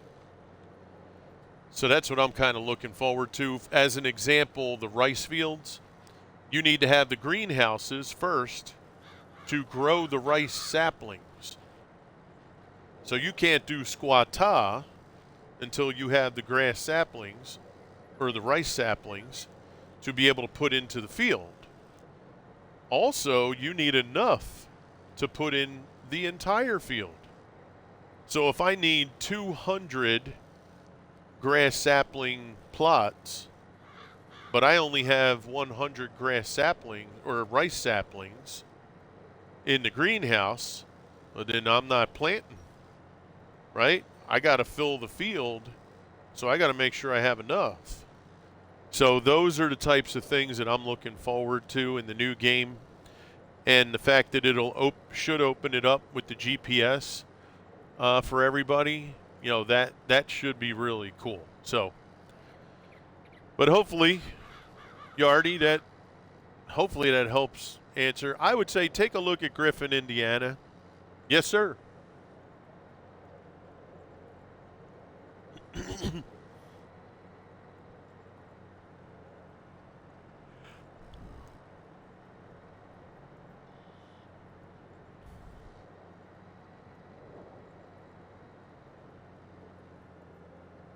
Mm-hmm. Right. Yeah, yeah. Yeah, if you have a mod that you have to download 3 other mods, then you're going to miss that. Absolutely. I need help with setting up my farm. I'm new to this, so I don't know how it all works. Yeah, well, absolutely. What you could do, Keck, if you wanted, is pop into streams like you're doing, right? Ask some questions. Some people, in their streams they'll answer the questions. Some um, people in chat, yeah, the people talk in chat will help you out. Um, if I wasn't coming off here shortly, we might be able to, go through a few things. But you can even go onto my YouTube channel and look under the playlists and look under all the Farm Sim 22 videos I have, because me and Sweed go in detail on our maps. You'll see every single thing we do. I mean, you'll see stuff there where we go into detail on how to do your grass fields, how to take care of your poplar fields, how to, slurry, manure, regular fertilizer. Go into my YouTube, go to the playlist, go to Farm Sim 22 playlist, and look for Green River 22. Me and him were on Green River 22 for a good long time. Griffin, Indiana, we were on a long time. And you'll see some playthroughs there that should take you through. But that does go into what I was saying before, how I want to do some how-to videos on YouTube as well. I did start a how-to section. I think we only got 2 videos, and the feedback wasn't as good as I had thought, but I probably should give it more time and do more. So I might get back to that. And I'll probably do it on PC, and I'll do it on, a field, something where I can make the farm, or like a no man's land or calm lands or something, right? So, guys, look, I really appreciate y'all coming out. I want to get ready for a raid here. We're going to raid into somebody new.